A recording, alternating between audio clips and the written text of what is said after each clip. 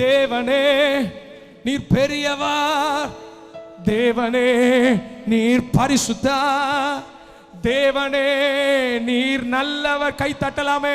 தேவனே நீர் வல்லவர், தேவனே நீர் பெரியவர், தேவனே நீர் நல்ல கை தட்டி. தேவனே நீர் நல்லவர், தேவனே நீர் வல்லவர். நொந்துருகி வந்த மக்கள் நேசாவி வீச செய்குவே. ஐயா நொந்துருகி வந்த மக்கள் நேசாவி வீச செய்குவே. ஜீவனுள்ள தேவனே வாரோ, ஜீவ பாதையில நடத்தும். கைய தட்டி நல்லா. ஜீவனுள்ள தேவனே வாரோ, ஜீவ பாதையில நடத்தும். ஜீவ தண்ணீர் ஒரு ஊற்றிலே ஜீவன் பார என்னை நடத்தும். ஐயா ஜீவ தண்ணீர் ஒரு. ரெண்டு கைய நல்லா தட்டி. ஓ தேவனே, தேவனே நீர் பெரியவர், தேவனே நீர், தேவனே நீர், தேவனே நீர் வல்லவர். மூற்றிலே ஜீவன் பார என்னை நடத்தோ. ஐயா ஜீவ தண்ணீர் ஒரு மூற்றிலே ஜீவன் பார. மியூசிக் வால்யூம் இதெல்லாம் கம்மி பண்ணிக்கோ. வாக்கு தத்தம் செய்த கர்த்தரே, வாக்கு மாற உண்மை நாதரே. நல்லா கை தட்டி நீங்க எல்லாரும். வாக்கு மாற உண்மை நாதரே, உங்க வாக்கை நம்பி வந்து நிற்கிறோம். வல்ல ஆவி மாறி ஊற்றுமே, உந்தன் வாக்கை நம்பி வந்து நிற்கிறோம். நீங்க மட்டும்தான் சொல்ல போறீங்க. நல்லா மியூசிக் கம்மி பண்ணிக்கலாம். தேவனே கை தட்டி.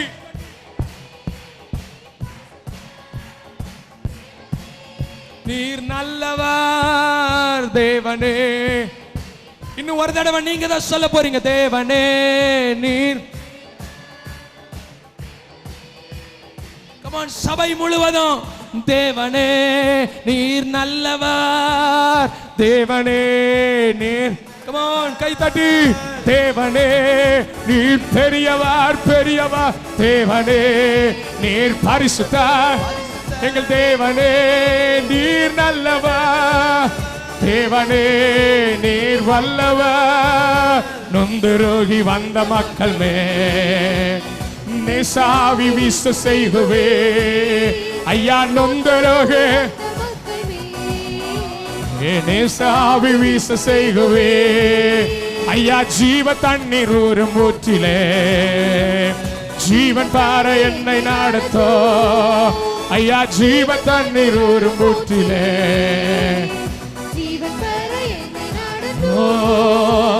ஜீவ தண்ணீரே ஆவியானவரே வற்றாத நதியாக வாரும். கைய தட்டி. ஜீவ தண்ணீரே வற்றாத நதியாக வாரும் போதகரே. வறுமையா போதகரே, போதகரே வற்றாத ஜீவ நதியாக சொல்லுங்க. வறுமையா போதகரே,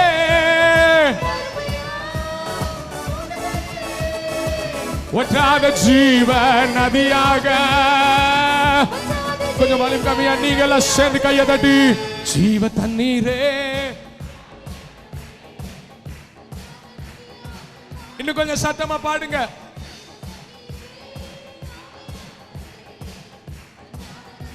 நல்லா ரெண்டு கைய தட்டி. வறுமையா பாடுங்க.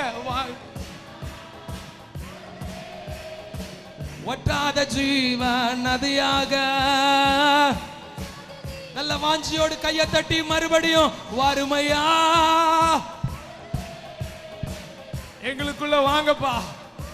எங்களை பலப்படுத்த வாங்க, எங்களை நிரப்ப வாங்க.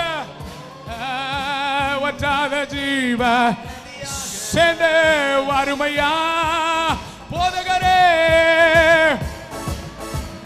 போதகரே வற்றாத ஜீவ வற்றாத சொல்லுங்க வாருமையா வாருமையா போதகரே வாருமையா வற்றாத ஜீவ நதியாக வற்றாத ஜீவ. ரெண்டு கையை எவ்வளவு சத்தமா தட்ட முடியுமோ நல்ல ஆர்ப்பரித்து, நல்ல ரெண்டு கையை தட்டி ஆர்ப்பரித்து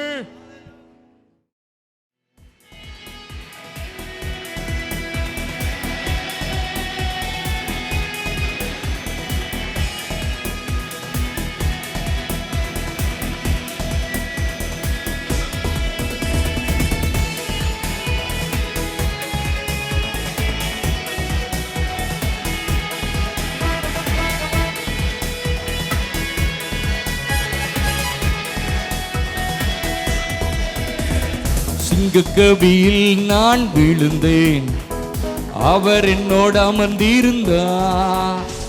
சுட்டரிக்கும் அக்கினியில் நடந்தே பனி துளியா என்னை நனைத்தார். சிங்கக்கேவியோ சூளை நெருப்போ அவர் என்னை காத்திடுவார். சிங்கக்கேவியோ சூளை நெருப்போ அவர் என்னை காத்திடுவார். அவரே என்னை காப்பவர், அவரே என்னை காண்பவர்,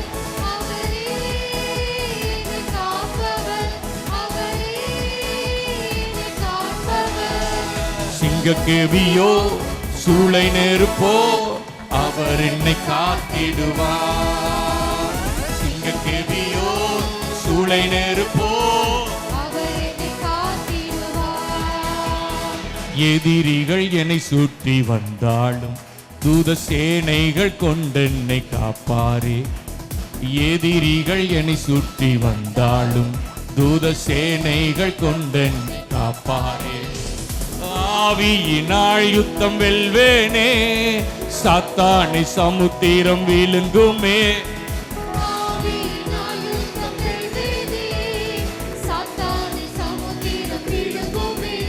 அவரே என்னை காப்பவர், அவரே என்னை காண்பவர், அவரே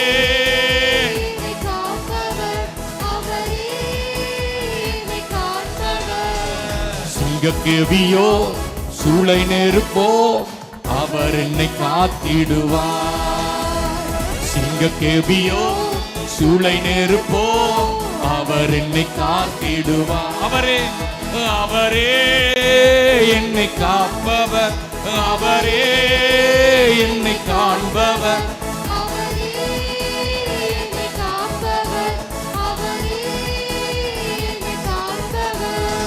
சிங்கக்கேவியோ சூளை நெருப்போ அவர் என்னை காத்திடுவார்.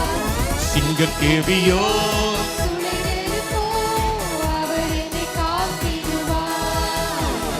ராஜ்யம் எனக்குள்ளே வந்ததா, சூழ்ச்சிகள் என்னை ஒன்றும் செய்யாதே.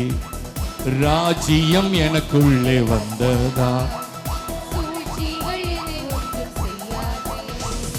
அற்புதம் எனக்காக செய்பவர் என்னை அதிசயமாய் வழி நடத்துவார். அற்புதம் எனக்காக செய்பவர் அவரே என்னை காண்பவர், அவரே என்னை காண்பவர், அவரே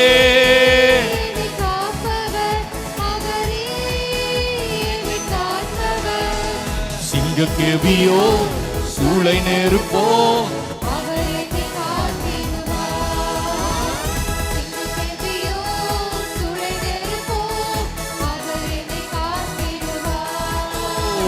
சிங்கக்கேவியோ சூளை நெருப்போ அவர் என்னை காத்திடுவார். கடந்த நாள்ல இந்த யூடியூப்ல ஒரு கதையை பார்த்தேன், கதை கேட்டேன். அதுல ஒரு ஊர்ல ஒரு சின்ன பையன் அவனுடைய வறுமையின் சூழ்நிலையால பணத்தை திருடி இருப்பான். அந்த பணத்தை திருடியதுனால அந்த ஊரோட வழக்கம் என்னன்னா, அங்கே இருக்கிற மரத்தில் கட்டி வைத்து கல்லால் எரிந்து கொலை செய்ய வேண்டும். இப்போ இந்த பையன் கையும் களவுமா மாட்டினதுனால மரத்தில் கட்டப்பட்டு ஊரில் உள்ள ஜனங்கள்லாம் கல்லை எடுத்து ரெடியாக இருக்கிறாங்க. இன்னும் கொஞ்ச நேரத்தில் கல்லால் எரிந்து இந்த பையன் கொலை செய்ய வேண்டும். அவன் மரத்தில் கட்டப்பட்ட நிலைமையில் சொல்கிறான், நான் என் வயிற்று பசிக்காக நான் திருடிட்டேன், என்னை தயவு செய்து மன்னித்து கொள்ளுங்க, என்னை விட்டுருங்கன்னு கதறி அழுகிறான். ஆனால் ஊர் கட்டுப்பாடு கல்லால் எரிந்து கொலை செய்யணும். எல்லா ஜனங்களும் கையில் 2 கையிலையும் கல்லை எடுத்து ரெடியாக இருக்கிறாங்க, எரிஞ்சு கொண்டுடணும். அப்போ அந்த ஊர் பக்கத்தில் ஒரு பெரியவர் வருகிறார். இதை பார்த்துட்டு அவர் ஓடி போய் அந்த ஊரில் உள்ள ஜனங்களை தடுத்து நிறுத்தி சொல்கிறார், அந்த பையன் குட்டி பையன், சின்ன பையன், பாவம், அவனை விட்டுருங்க. அவன் தெரியாமல் ஏதோ செய்திருப்பான், அவன் வயிற்றுக்காக எடுத்திருப்பான் பணத்தை, கொஞ்சம் தயவு கூர்ந்து மன்னித்து அவனை விட்டுருங்க அப்படின்னு சொல்லுவோம். அந்த ஊர் ஜனங்கள் சொல்லுவாங்க, இல்லை, இவன் ஒரு நாளை இவனை விட்டுட்டானா இதை போல மற்றவங்களும் திருடுவாங்க, அதனால் நாங்கள் இவனை கொலை செய்தே தீரணும், இதுதான் எங்கள் ஊரோட கட்டுப்பாடு. இந்த பெரியவர் எவ்வளோ போராடி பார்த்து சொன்னா, உடனே ஊரில் உள்ள ஜனங்கள்லாம் ஏளனம் பண்ண ஆரம்பிச்சிட்டேன். ஆமாம், இவர் பெரிய நீதிமான், அவனுக்காக பரிந்து பேச வந்துட்டா அப்படி சொல்லி இந்த பெரியவரை ஏளனமாக பேசி சொன்னாங்க. அப்போ ஒன்று செய், அவனுக்கு பதில் வேணாம், நீ கல்லெறியப்படுகிறாயா அப்படின்னு கேட்டான். உடனே அந்த பெரியவர் சொன்னார், அந்த தம்பியை விட்டுருங்க, என்ன கல்லெறிந்து கொள்ளுங்க அப்படின்னு சொன்ன அந்த தம்பியை கயிறுகளை அவிழ்த்து விட்டு அதே மரத்தில் இந்த பெரியவரை அதே கயிறுகளால் கட்ட ஆரம்பிச்சாங்க. கெட்ட ஆரம்பித்த உடனே அந்த பெரியவர் அந்த தம்பியை கூப்பிட்டு, இந்த பணத்துக்காக தானே நீ திருடுன அப்படின்னு சொல்லி கொஞ்சம் இருக்கிற பணத்தை எடுத்து அவன் கையில் கொடுத்து, இனி நீ திருடாத போன்னு சொல்லி அனுப்பிவிட்டார். இவன் போகும் பொழுது ஒவ்வொரு கல்லா பெரியவங்க அந்த ஊரில் இருக்கிற ஜனங்க அந்த பெரியவரை கல்லை தூக்கி எரிய ஆரம்பித்தாங்க. இவன் நடந்து போய்கிட்டு இருக்கிறான், இவன் காதில் அந்த பெரியவரோட மட்டும்தான் கேட்குது. இவன் போயிட்டு கொஞ்ச நேரம் கழித்து அதே பகுதியில் திரும்பி வருகிறான். அங்கே பெரியவர் குற்றுயிரமாய் கொலையுரமாய் இரத்த வெள்ளத்தில் படுத்து கிடக்கா. அப்படியே ரத்தம் சொட்ட படுத்து கிடக்கா. ஊரில் யாருமே இல்லை. கடைசி நிமிட அந்த உயிருக்கு போராடி கொண்டிருக்கிறார். இந்த தம்பி அந்த பெரியவர் பக்கத்தில் வந்து அவருடைய கையை பிடித்து அவன் சொன்ன காரியம், நீங்கள் எனக்கு இந்த பணத்தை கொடுத்ததுக்காக உங்களுக்கு நன்றி அப்படின்னு சொல்லி பேசிக்கிட்டு இருக்கும்போது அந்த பெரியவர் அவன் கையை பிடித்து ஏதோ சொல்ல வந்தார். அவன் சொன்னான், நீங்கள் கொடுத்ததுக்காக நன்றின்னு சொல்லி அப்படி கையை உதறி விட்டு அவன் அப்படி போய்விட்டான். சொட்ட அப்படியே மாறித்தான். இப்போ நான் உங்கள்கிட்ட ஒரு கேள்வி கேட்குறேன். அந்த தம்பி அவர் கையை பிடித்து என்ன சொல்லியிருக்கணும் சொல்லுங்க? அவர் கையை பிடித்து என்ன சொல்லியிருக்கணும்னா, நான் மறிக்க வேண்டிய இடத்துல நீங்கள் மறிச்சிட்டீங்க, இதே இடத்துல நான் தான் இப்படி இரத்த வெள்ளமாக படுத்து கிடக்கணும், என் உயிரை காப்பாற்றி மறுபடியும் எனக்கு ஒரு வாழ்க்கையை கொடுத்தீங்க அப்படின்னு அவன் சொல்லியிருக்கணும். ஆனால் அவன் சொன்ன காரியம் என்னன்னா, நீங்கள் இந்த பணத்தை கொடுத்ததுக்காக நன்றின்னு சொல்லிட்டு போயிட்டான். இன்றைக்கும் நம்முடைய வாழ்க்கையில் அநேக காரியங்கள் அப்படி தான் இருக்கிறது. அவர் விளக்கரையுமா ரத்தத்தை சிந்தி நம்மளை மீட்டெடுத்ததுனால தான் இந்த ஆசீர்வாதம் வந்திருக்கிறது. ஆனால் நாம் என்ன செய்கிறோம்னா, அவர் கொடுத்த ஆசீர்வாதத்துக்காக மட்டும் நன்றி சொல்கிறோம். தன்னுடைய சொந்த குமாரனை ஒரே குமாரன் என்று பார்க்காம நமக்காக ரத்தம் செய்ய வைத்தார, நமக்கு மறிக்க ஒப்பு கொடுத்தார. என்றைக்காவது ஒரு நாள் கண்களும் மூடுங்க, என்றைக்காவது ஒரு நாளாவது, ஆண்டவரே நீர் உம்முடைய சொந்த குமாரன் என்று பாராமல் எனக்காக உம்முடைய குமாரனை மறிக்க ஒப்பு கொடுத்தீர. அந்த ரத்தம், அந்த சிலுவையினால தானே நான் மீட்கப்பட்டேன். நான் பிறந்ததுலேருந்தே பெரிய ஆஸ்தி அந்தஸ்துள்ளவன் இல்லை. அந்த சிலுவை என்னை ஆசீர்வதித்திருக்கிறது. அந்த விலையேறப்பட்ட ரட்சிப்பு தான் ஆண்டவரை இன்றைக்கு உம்மை ஆராதிக்க வைத்திருக்கிறது. உமக்கு நன்றி ஆண்டவரே. சொல்லுங்க, அந்த சிலுவைக்காக நன்றி ஆண்டவரே. அந்த பாரமான சிலுவை என்றும் ஆண்டவரே நீர் ஒதுக்காமல் நீர் எனக்காக உங்களுடைய கடைசி சொட்டு ரத்தத்தை கொடுத்தீர. என் வியாதியை நீ சிலுவையில சுமந்தீங்களப்பா. என் பலவீனத்தை நீங்க சிலுவையில சுமந்தீங்கள. எனக்காவது அவர் சிலுவையை சுமந்து அடிக்கப்பட்டு, அந்த ஆணிகளால் அடிக்கப்பட்டு முள்முடியை சூட்டப்பட்ட எனக்காவது ஒரு நாள் கொஞ்சம் அமர்ந்து யோசித்திருப்பீங்களா? இப்படிலாம் அவர் பட்டதுனால தானே நான் இன்னைக்கு மீட்கப்பட்டிருக்கிறேன். அவர் இப்படி அடிக்கப்பட்டதுனால தானே என் பாவம் மன்னிக்கப்பட்டிருக்கிறது. 39 முறை வாரினால் அடிக்கப்பட்டார, சதைகள் பீக்கப்பட்டிருக்கிறத. நன்றியப்பா. சிலுவையை பற்றிய உபதேசம் அது கெட்டு போகிறவர்களுக்கு பைத்தியமா இருக்கிறது. ஆனா அந்த உபதேசத்தை கேட்கிற எனக்கு, அந்த சத்தியத்தை கேட்கிற எனக்கு, அதை தியானிக்கிற எனக்கு, அந்த சிலுவையின் காட்சியை பார்க்கிற எனக்கு, அது ஒவ்வொரு நாளும் பலனா இருக்கிறத, எனக்குள்ள தேவ பலனின் பெருகுகிறத, உங்க கிருபை இன்னும் என்ன தாங்குகிறத. ஏசாமி நன்றியப்பா. சொல்லுங்க, நன்றியப்பா. நான் ஆசீர்வாதத்துக்காக நன்றி சொல்லல, என்னை ஆசீர்வதித்த அந்த தெய்வத்தை நன்றி சொல்லுகிற. நீங்க தானே என்னை ஆசீர்வதிச்சீங்கப்பா. நீங்க தானே அந்த சாபத்தை உடைச்சீங்க. நீங்க தானே அந்த பாவ கட்டுகளை உடைத்தீங்க. நீங்க தானே அந்த சிறையிருப்பை மாற்றினீங்க. அந்த வியாதி என்னிடத்துல வரலன்னா இன்னும் அந்த பாவம் எனக்குள்ள இருந்திருக்குமே. அந்த வியாதி வந்ததுனால தானே என்ன நான் அர்ப்பணித்தேன். அந்த பாவத்தை என்னால விட முடிந்தது. ஏதோ என் வாழ்க்கையில ஒன்றை அனுமதிக்கிறார் என்றால் என் வாழ்க்கையில இன்னொன்றை கர்த்தர் செய்ய விரும்புகிறார். ஒன்னு அனுமதிக்கிறார்னா இன்னொன்னை கர்த்தர் நம்முடைய வாழ்க்கையில அவர் செய்ய விரும்புகிறார் என்று அர்த்தம். நான் உபத்திரப்பட்டது நல்லது ஆண்டவரே. இந்த பாடுகள் எனக்கு வந்தது நல்லது.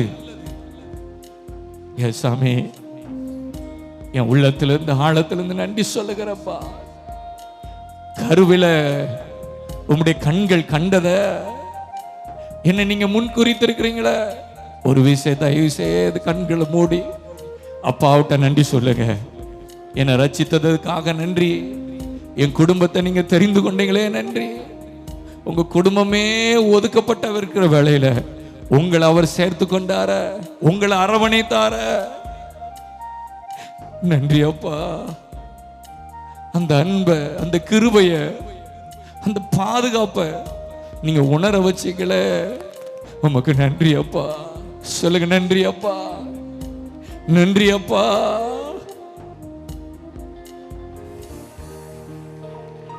அவரே என்னை காப்பவர், அவரே என்னை காண்பவர். சிங்கக்கெபியோ சூளை நெருப்போ அவர் என்னை காத்திடுவார். சிங்கக்கெபியோ சூளை நெருப்போ அவர் என்னை. இந்த வார்த்தையை சொல்லி முடிப்போமா? நல்ல கைகளை தட்டி.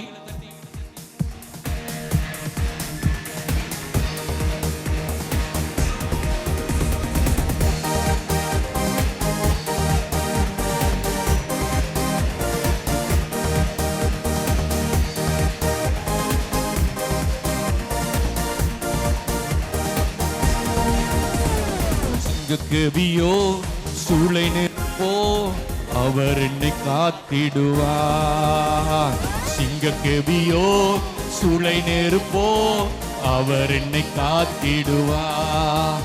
அவரே என்னை காப்பவர், அவரே என்னை காண்பவர், அவரே என்னை காப்பவர், அவரே என்னை காண்பவர். சிங்கக்கெபியோ சூளை நெருப்போ அவர் என்னை காத்திடுவார். சிங்கக்கேவியோ சூளை நெருப்போ அவர் என்னை காத்திடுவார். சிங்கக்கேவியோ சூளை நெருப்போ. இப்ப நீங்க கை தட்டி சொல்லுங்க, நீங்க மட்டும் சொல்லுங்க. ஓ சிங்கக்கேவியோ, நீங்க மட்டும் சொல்லுங்க. சிங்கக்கேவியோ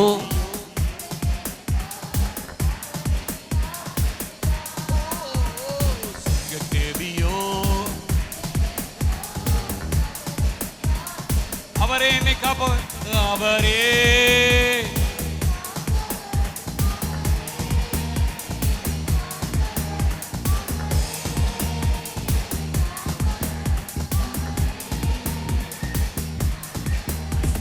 சிங்கக்கேவியோ அவர் என்னை காத்திடுவார். சிங்கக்கேவியோ சூளை நெருப்போ அவர் என்னை காத்திடுவார். சிங்கக்கேவியோ சூளை நெருப்போ அவர் என்னை காத்திடுவார். சிங்கக்கேவியோ சூளை நெருப்போ அவர் என்னை காப்பவர், அவரே என்னை காப்பவர், அவரே என்னை காண்பவர், அவரே என்னை காப்பவர், அவரே என்னை காண்பவர். சிங்கக்கேவியோ சூளை நெருப்போ அவர் என்னை காத்திடுவார். கைகளை தட்டி அவரே என்னை காப்பவர், அவரே என்னை காண்பவர், அவரே என்னை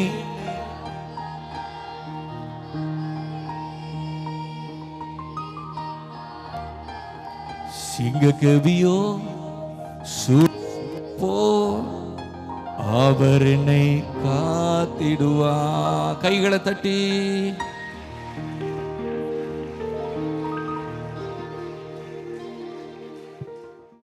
ஹல்லேலூயா. உற்சாகமாய் கரங்களை தட்டி நாம் கர்த்தருக்கு மகிமை செலுத்துவோம். உயரவானத்திலும் தாள பூமியிலும் பூமியின் கீழாய் நம்முடைய தேவனுக்கு இணையாக ஈடு செய்ய ஒருவருமே இல்லை, ஒருவரும் இனி இருக்க போவதும் இல்லை. அவரே எல்லாரிலும் உயர்ந்தவர். அவர் நாமம் எல்லா நாமத்திற்கு மேலான நாமம். பலமாய் கைத்தட்டி அந்த நாமத்தை உயர்த்துவோம். இயேசுவின் நாமம் வாழ்க. இந்தியாவின் தலையெழுத்தை மாற்றுகிற ஒரே நாமம் இயேசுவின் நாமம். இப்பொழுது எல்லாரும் கர்த்தருடைய வார்த்தை கனம் பண்ணும்படி தயவாக எழும்பி நிற்போம். உங்கள் யாவருக்கும் தேவ சமூகத்திலிருந்து என்னுடைய அன்பான வாழ்த்துக்களை கொண்டு வருகிறேன். எனக்கு ஒரே ஒரு மனைவி இருக்கிறாங்க, 2 பிள்ளைங்க இருக்கிறாங்க. அவங்களும் உங்களுக்கு வாழ்த்துக்களை சொன்னார்கள். கர்த்தருக்கு மகிமை. இப்பொழுது சேர்ந்து 2 ராஜாக்களின் புஸ்தகம் 3ஆம் அதிகாரத்தை எடுத்துக்கொள்வோம். அதில் உள்ள சில வசனங்களை நாம் எல்லாரும் சேர்ந்தே வாசிக்கலாம். 2 ராஜாக்கள் 3ஆம் அதிகாரம். என் கூட சேர்ந்து எல்லாரும் வாசிக்கிறீங்களா? 1வது வசனத்திலிருந்து வாசிப்போம். Words number 1. யூதாவின் ராஜாவாகிய யோசபாத்தின் 18ஆம் வருஷத்தில் ஆகாபின் குமாரனாகிய யோராம் சமாரியாவிலே இஸ்ரவேலின் மேல் ராஜாவாகி 12 வருஷம் ராஜ்யபாரம் பண்ணி கர்த்தரின் பார்வைக்கு பொல்லாப்பானதை செய்தான். ஆனாலும் தன் தகப்பனை போலும் தன் தாயை போலும் அல்ல. தன் தகப்பன் பண்ணுவித்த பாகாலின் சிலையை அகற்றிவிட்டான். என்றாலும் இஸ்ரவேலை பாவம் செய்ய பண்ணின நேபாத்தின் குமாரனாகிய யெரொபெயாமின் பாவங்களை அவன் விட்டு நீங்காமல் அவைகளிலே சிக்கி கொண்டிருந்தான். மோவாபின் ராஜாவாகிய மேசா ஆடு மாடுகள் பெருத்தவனாய் இருந்து இஸ்ரவேலின் ராஜாவுக்கு 1,00,000 ஆட்டுக்குட்டிகளையும் 1,00,000 குறும்பாட்டு கடாக்களையும் செலுத்தி வந்தார். ஆகாப் இறந்து போன பின்பு மோவாபின் ராஜா இஸ்ரவேலின் ராஜாவுக்கு விரோதமாய் கலகம் பண்ணினான். அக்காலத்திலே யோராம் என்னும் ராஜா சமாரியாவிலிருந்து புறப்பட்டு இஸ்ரவேலை எல்லாம் லெக்கம் பார்த்து, மோவாபின் ராஜா எனக்கு விரோதமாய் கலகம் பண்ணினான், மோவாபியர் மேல் யுத்தம் பண்ண என்னோடு கூட வருகிறீரா என்று யூதாவின் ராஜாவாகி யோசபாத்தை கேட்டு அனுப்பினதற்கு அவன், நான் வருகிறேன், நான் தான் நீர், என்னுடைய ஜனங்கள் உம்முடைய ஜனங்கள். என்னுடைய குதிரைகள் உம்முடைய குதிரைகள் என்றான். எந்த வழியாய் போவோம் என்று கேட்டான். அதற்கு அவன் ஏதோம் வனாந்தர வழியாய் என்றான். அப்படி இஸ்ரவேலின் ராஜாவும் யூதாவின் ராஜாவும் ஏதோமின் ராஜாவும் சேர்ந்து போனார். ஆனாலும் அவர்கள் 7 நாள் சுற்றி திரிந்த போது அவர்களை பின் செல்லுகிற இராணுவத்துக்கும் மிருக ஜீவன்களுக்கும் தண்ணீர் இல்லாமல் போயிற்று. அப்பொழுது இஸ்ரவேலின் ராஜா, ஐயோ, இந்த 3 ராஜாக்களையும் கர்த்தர் மோவாபியரின் கையில் ஒப்பு கொடுக்க வரவழைத்தாரே என்றார். அப்பொழுது யோசபாத், நாம் கர்த்தரிடத்தில் விசாரிக்கும்படி கர்த்தருடைய தீர்க்கதரிசி ஒருவரும் இங்கே இல்லையா என்று கேட்டதற்கு, எலியாவின் கைகளுக்கு தண்ணீர் வார்த்த சாபாத்தின் குமாரனாகிய எலிசா இங்கே இருக்கிறான் என்று இஸ்ரவேல் ராஜாவின் ஊழியக்காரர் ஒருவன் மறுமொழியாக சொன்னார். அப்பொழுது யோசபாத் அவனை நோக்கி, கர்த்தருடைய வார்த்தை அவனிடத்தில் இருக்கிறது என்றார். இஸ்ரவேலின் ராஜாவும் யோசபாத்தும் ஏதோமின் ராஜாவும் அவனிடத்தில் போனார்கள். எலிசா இஸ்ரவேலின் ராஜாவை பார்த்து, எனக்கும் உமக்கும் என்ன? நீர் உம்முடைய தகப்பனின் தீர்க்கதரிசனத்திற்கும் உம்முடைய தாயாரின் தீர்க்கதரிசனத்துக்கு போம் என்றார்.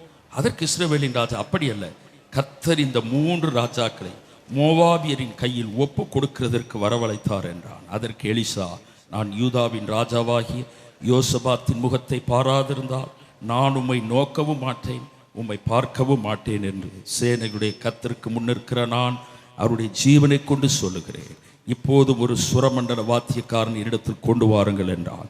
சுரமண்டல வாத்தியக்காரன் வந்து வாசித்த போது கர்த்தருடைய கரம் அவன் மேல் இறங்கி, அவன் கர்த்தர் உரைக்கிறது என்னவென்றால், இந்த பள்ளத்தாக்கிலே எங்கும் வாய்க்கால்களை வெட்டுங்கள், நீங்கள் காற்றையும் காண மாட்டீர்கள், மழையையும் காண மாட்டீர்கள், ஆனாலும் நீங்களும் உங்கள் ஆடு மாடுகளும் உங்கள் மிருக ஜீவன்களும் குடிக்கும்படிக்கு இந்த பள்ளத்தாக்கு தண்ணீரால் நிரப்பப்படும் என்று கர்த்தர் சொல்லுகிறார். இது கர்த்தரின் பார்வைக்கு அற்ப காரியம். மோவாபியரையும் உங்கள் கையில் ஒப்பு கொடுப்பார். ஆமென். கண்களை மூடி கர்த்தரை நோக்கி நாம் பார்த்து எல்லாரும் கரங்களை உயர்த்தி கர்த்தருடைய ஆவியானவரை நாம் வரவேற்போம். கர்த்தருடைய வார்த்தை சொல்கிறது, கர்த்தரே ஆவியானவர். 2 கொரிந்தியர் 3:17-18 கர்த்தருடைய ஆவி எங்கேயோ அங்கே விடுதலையும் உண்டு. ஒன்றை குறித்து நாம் ஒரு நிச்சயம் உடையவர்களாக இருக்கணும். என்ன தெரியுமா? எப்பெல்லாம் பரிசுத்தாவியானவர் சபையிலே எழுந்தருளி, எப்பொழுதெல்லாம் அபிஷேகம் நமக்குள் எழும்பி நம் பாத்திரங்கள் நிரம்புகிறதோ, எப்பொழுதெல்லாம் பரிசுத்தாவின் அபிஷேகம் நம்மேல் வருகிறதோ, அப்பொழுதெல்லாம் விடுதலையும் சேர்ந்தே வருகிறது, சுகம் சேர்ந்தே வருகிறது. அந்நிய பாஷை பேசுகிறோம், தீர்க்க தரிசனம் உரைக்கிறோம், பாஷைகளை வியாக்கியானம் பண்ணுகிறோம், கையை தட்டுறோம், ஆர்ப்பரிக்கிறோம். அதோடு முடிந்து விடுவதல்ல. அவர் வரும்போது விடுதலை சேர்ந்தே வருகிறது, சுகம் சேர்ந்தே வருகிறது. மன காயங்கள் ஆற்றும்படியாக, உடைந்த குடும்பங்களை சீர்தூக்கி நிறுத்தும்படியாக, நாம் சுமக்கிற மன வியாகுலங்கள், கசப்புகள், பாரங்கள், வருத்தங்கள், ஏக்கங்கள், புறக்கணிப்புகள், கடந்த காலங்களில் நம்முடைய ஆழ் மனதிலே the very innermost soul, ஆத்மாவின் அடியாள பகுதியில் இருக்கிற நீண்ட நாள் காயங்களை ஒரே தொடுதலில் சுகமாக்குகிறவர். கைவர்த்தி எல்லாரும் ஆவிலே நிரம்பி அப்படியே அந்நிய பாஷைகளை பேசுங்க பார்க்கலாம். கையை உயர்த்தி, கையை தட்டினாதான் ஆவி வருதல்ல. ஆவியானவரை மத்தியில் அசைவாடி கொண்டே இருக்கிறார். வாங்க, அவரை கூப்பிடவே வேணாம், அவர் வந்திருப்பதுக்காக ஸ்தோத்திரம் என்று சொல்லுவோம். அவருடைய செயல்பாடுகளுக்காக, அவருடைய அனுகிரகத்துக்காக கையை உயர்த்தி சொல்லுவோம். கூழாங்கல்லாலே கோலியாத் வீழ்ந்தது லேசான காரியம். கூழாங்கல்லாலே கோலியாத் வீழ்ந்தது லேசான காரியம். ஆழ்கடல் மீனதில் வரிப்பணம் கிடைப்பது லேசான காரியம். என் இயேசுவுக்கு லேசான காரியம். பலமுள்ளவன் பலனற்றவன், பலமுள்ளவன் பலனில்லாதவன், யாராயிருந்தாலும் உதவிகள் செய்வது லேசான காரியம். என் இயேசுவுக்கு லேசான காரியம். எல்லாரும் சொல்லுவோம். பலமுள்ளவன் பலனற்றவன், பலமுள்ளவன் பலனில்லாதவன்,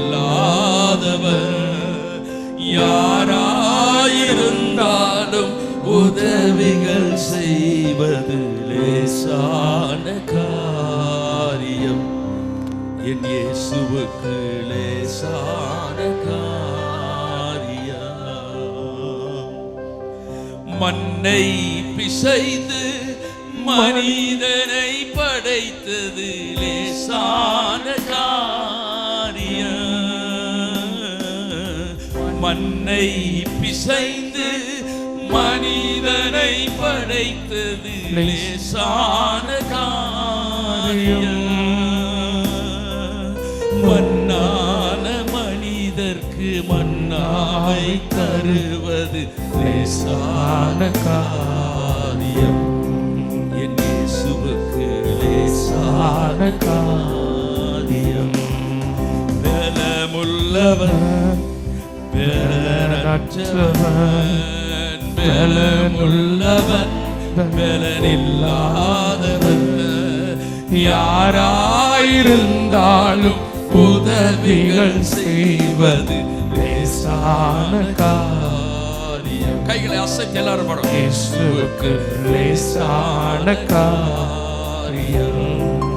பலமுள்ளவன் பலனற்றவன், பலமுள்ளவன் பலனில்லாதவன்,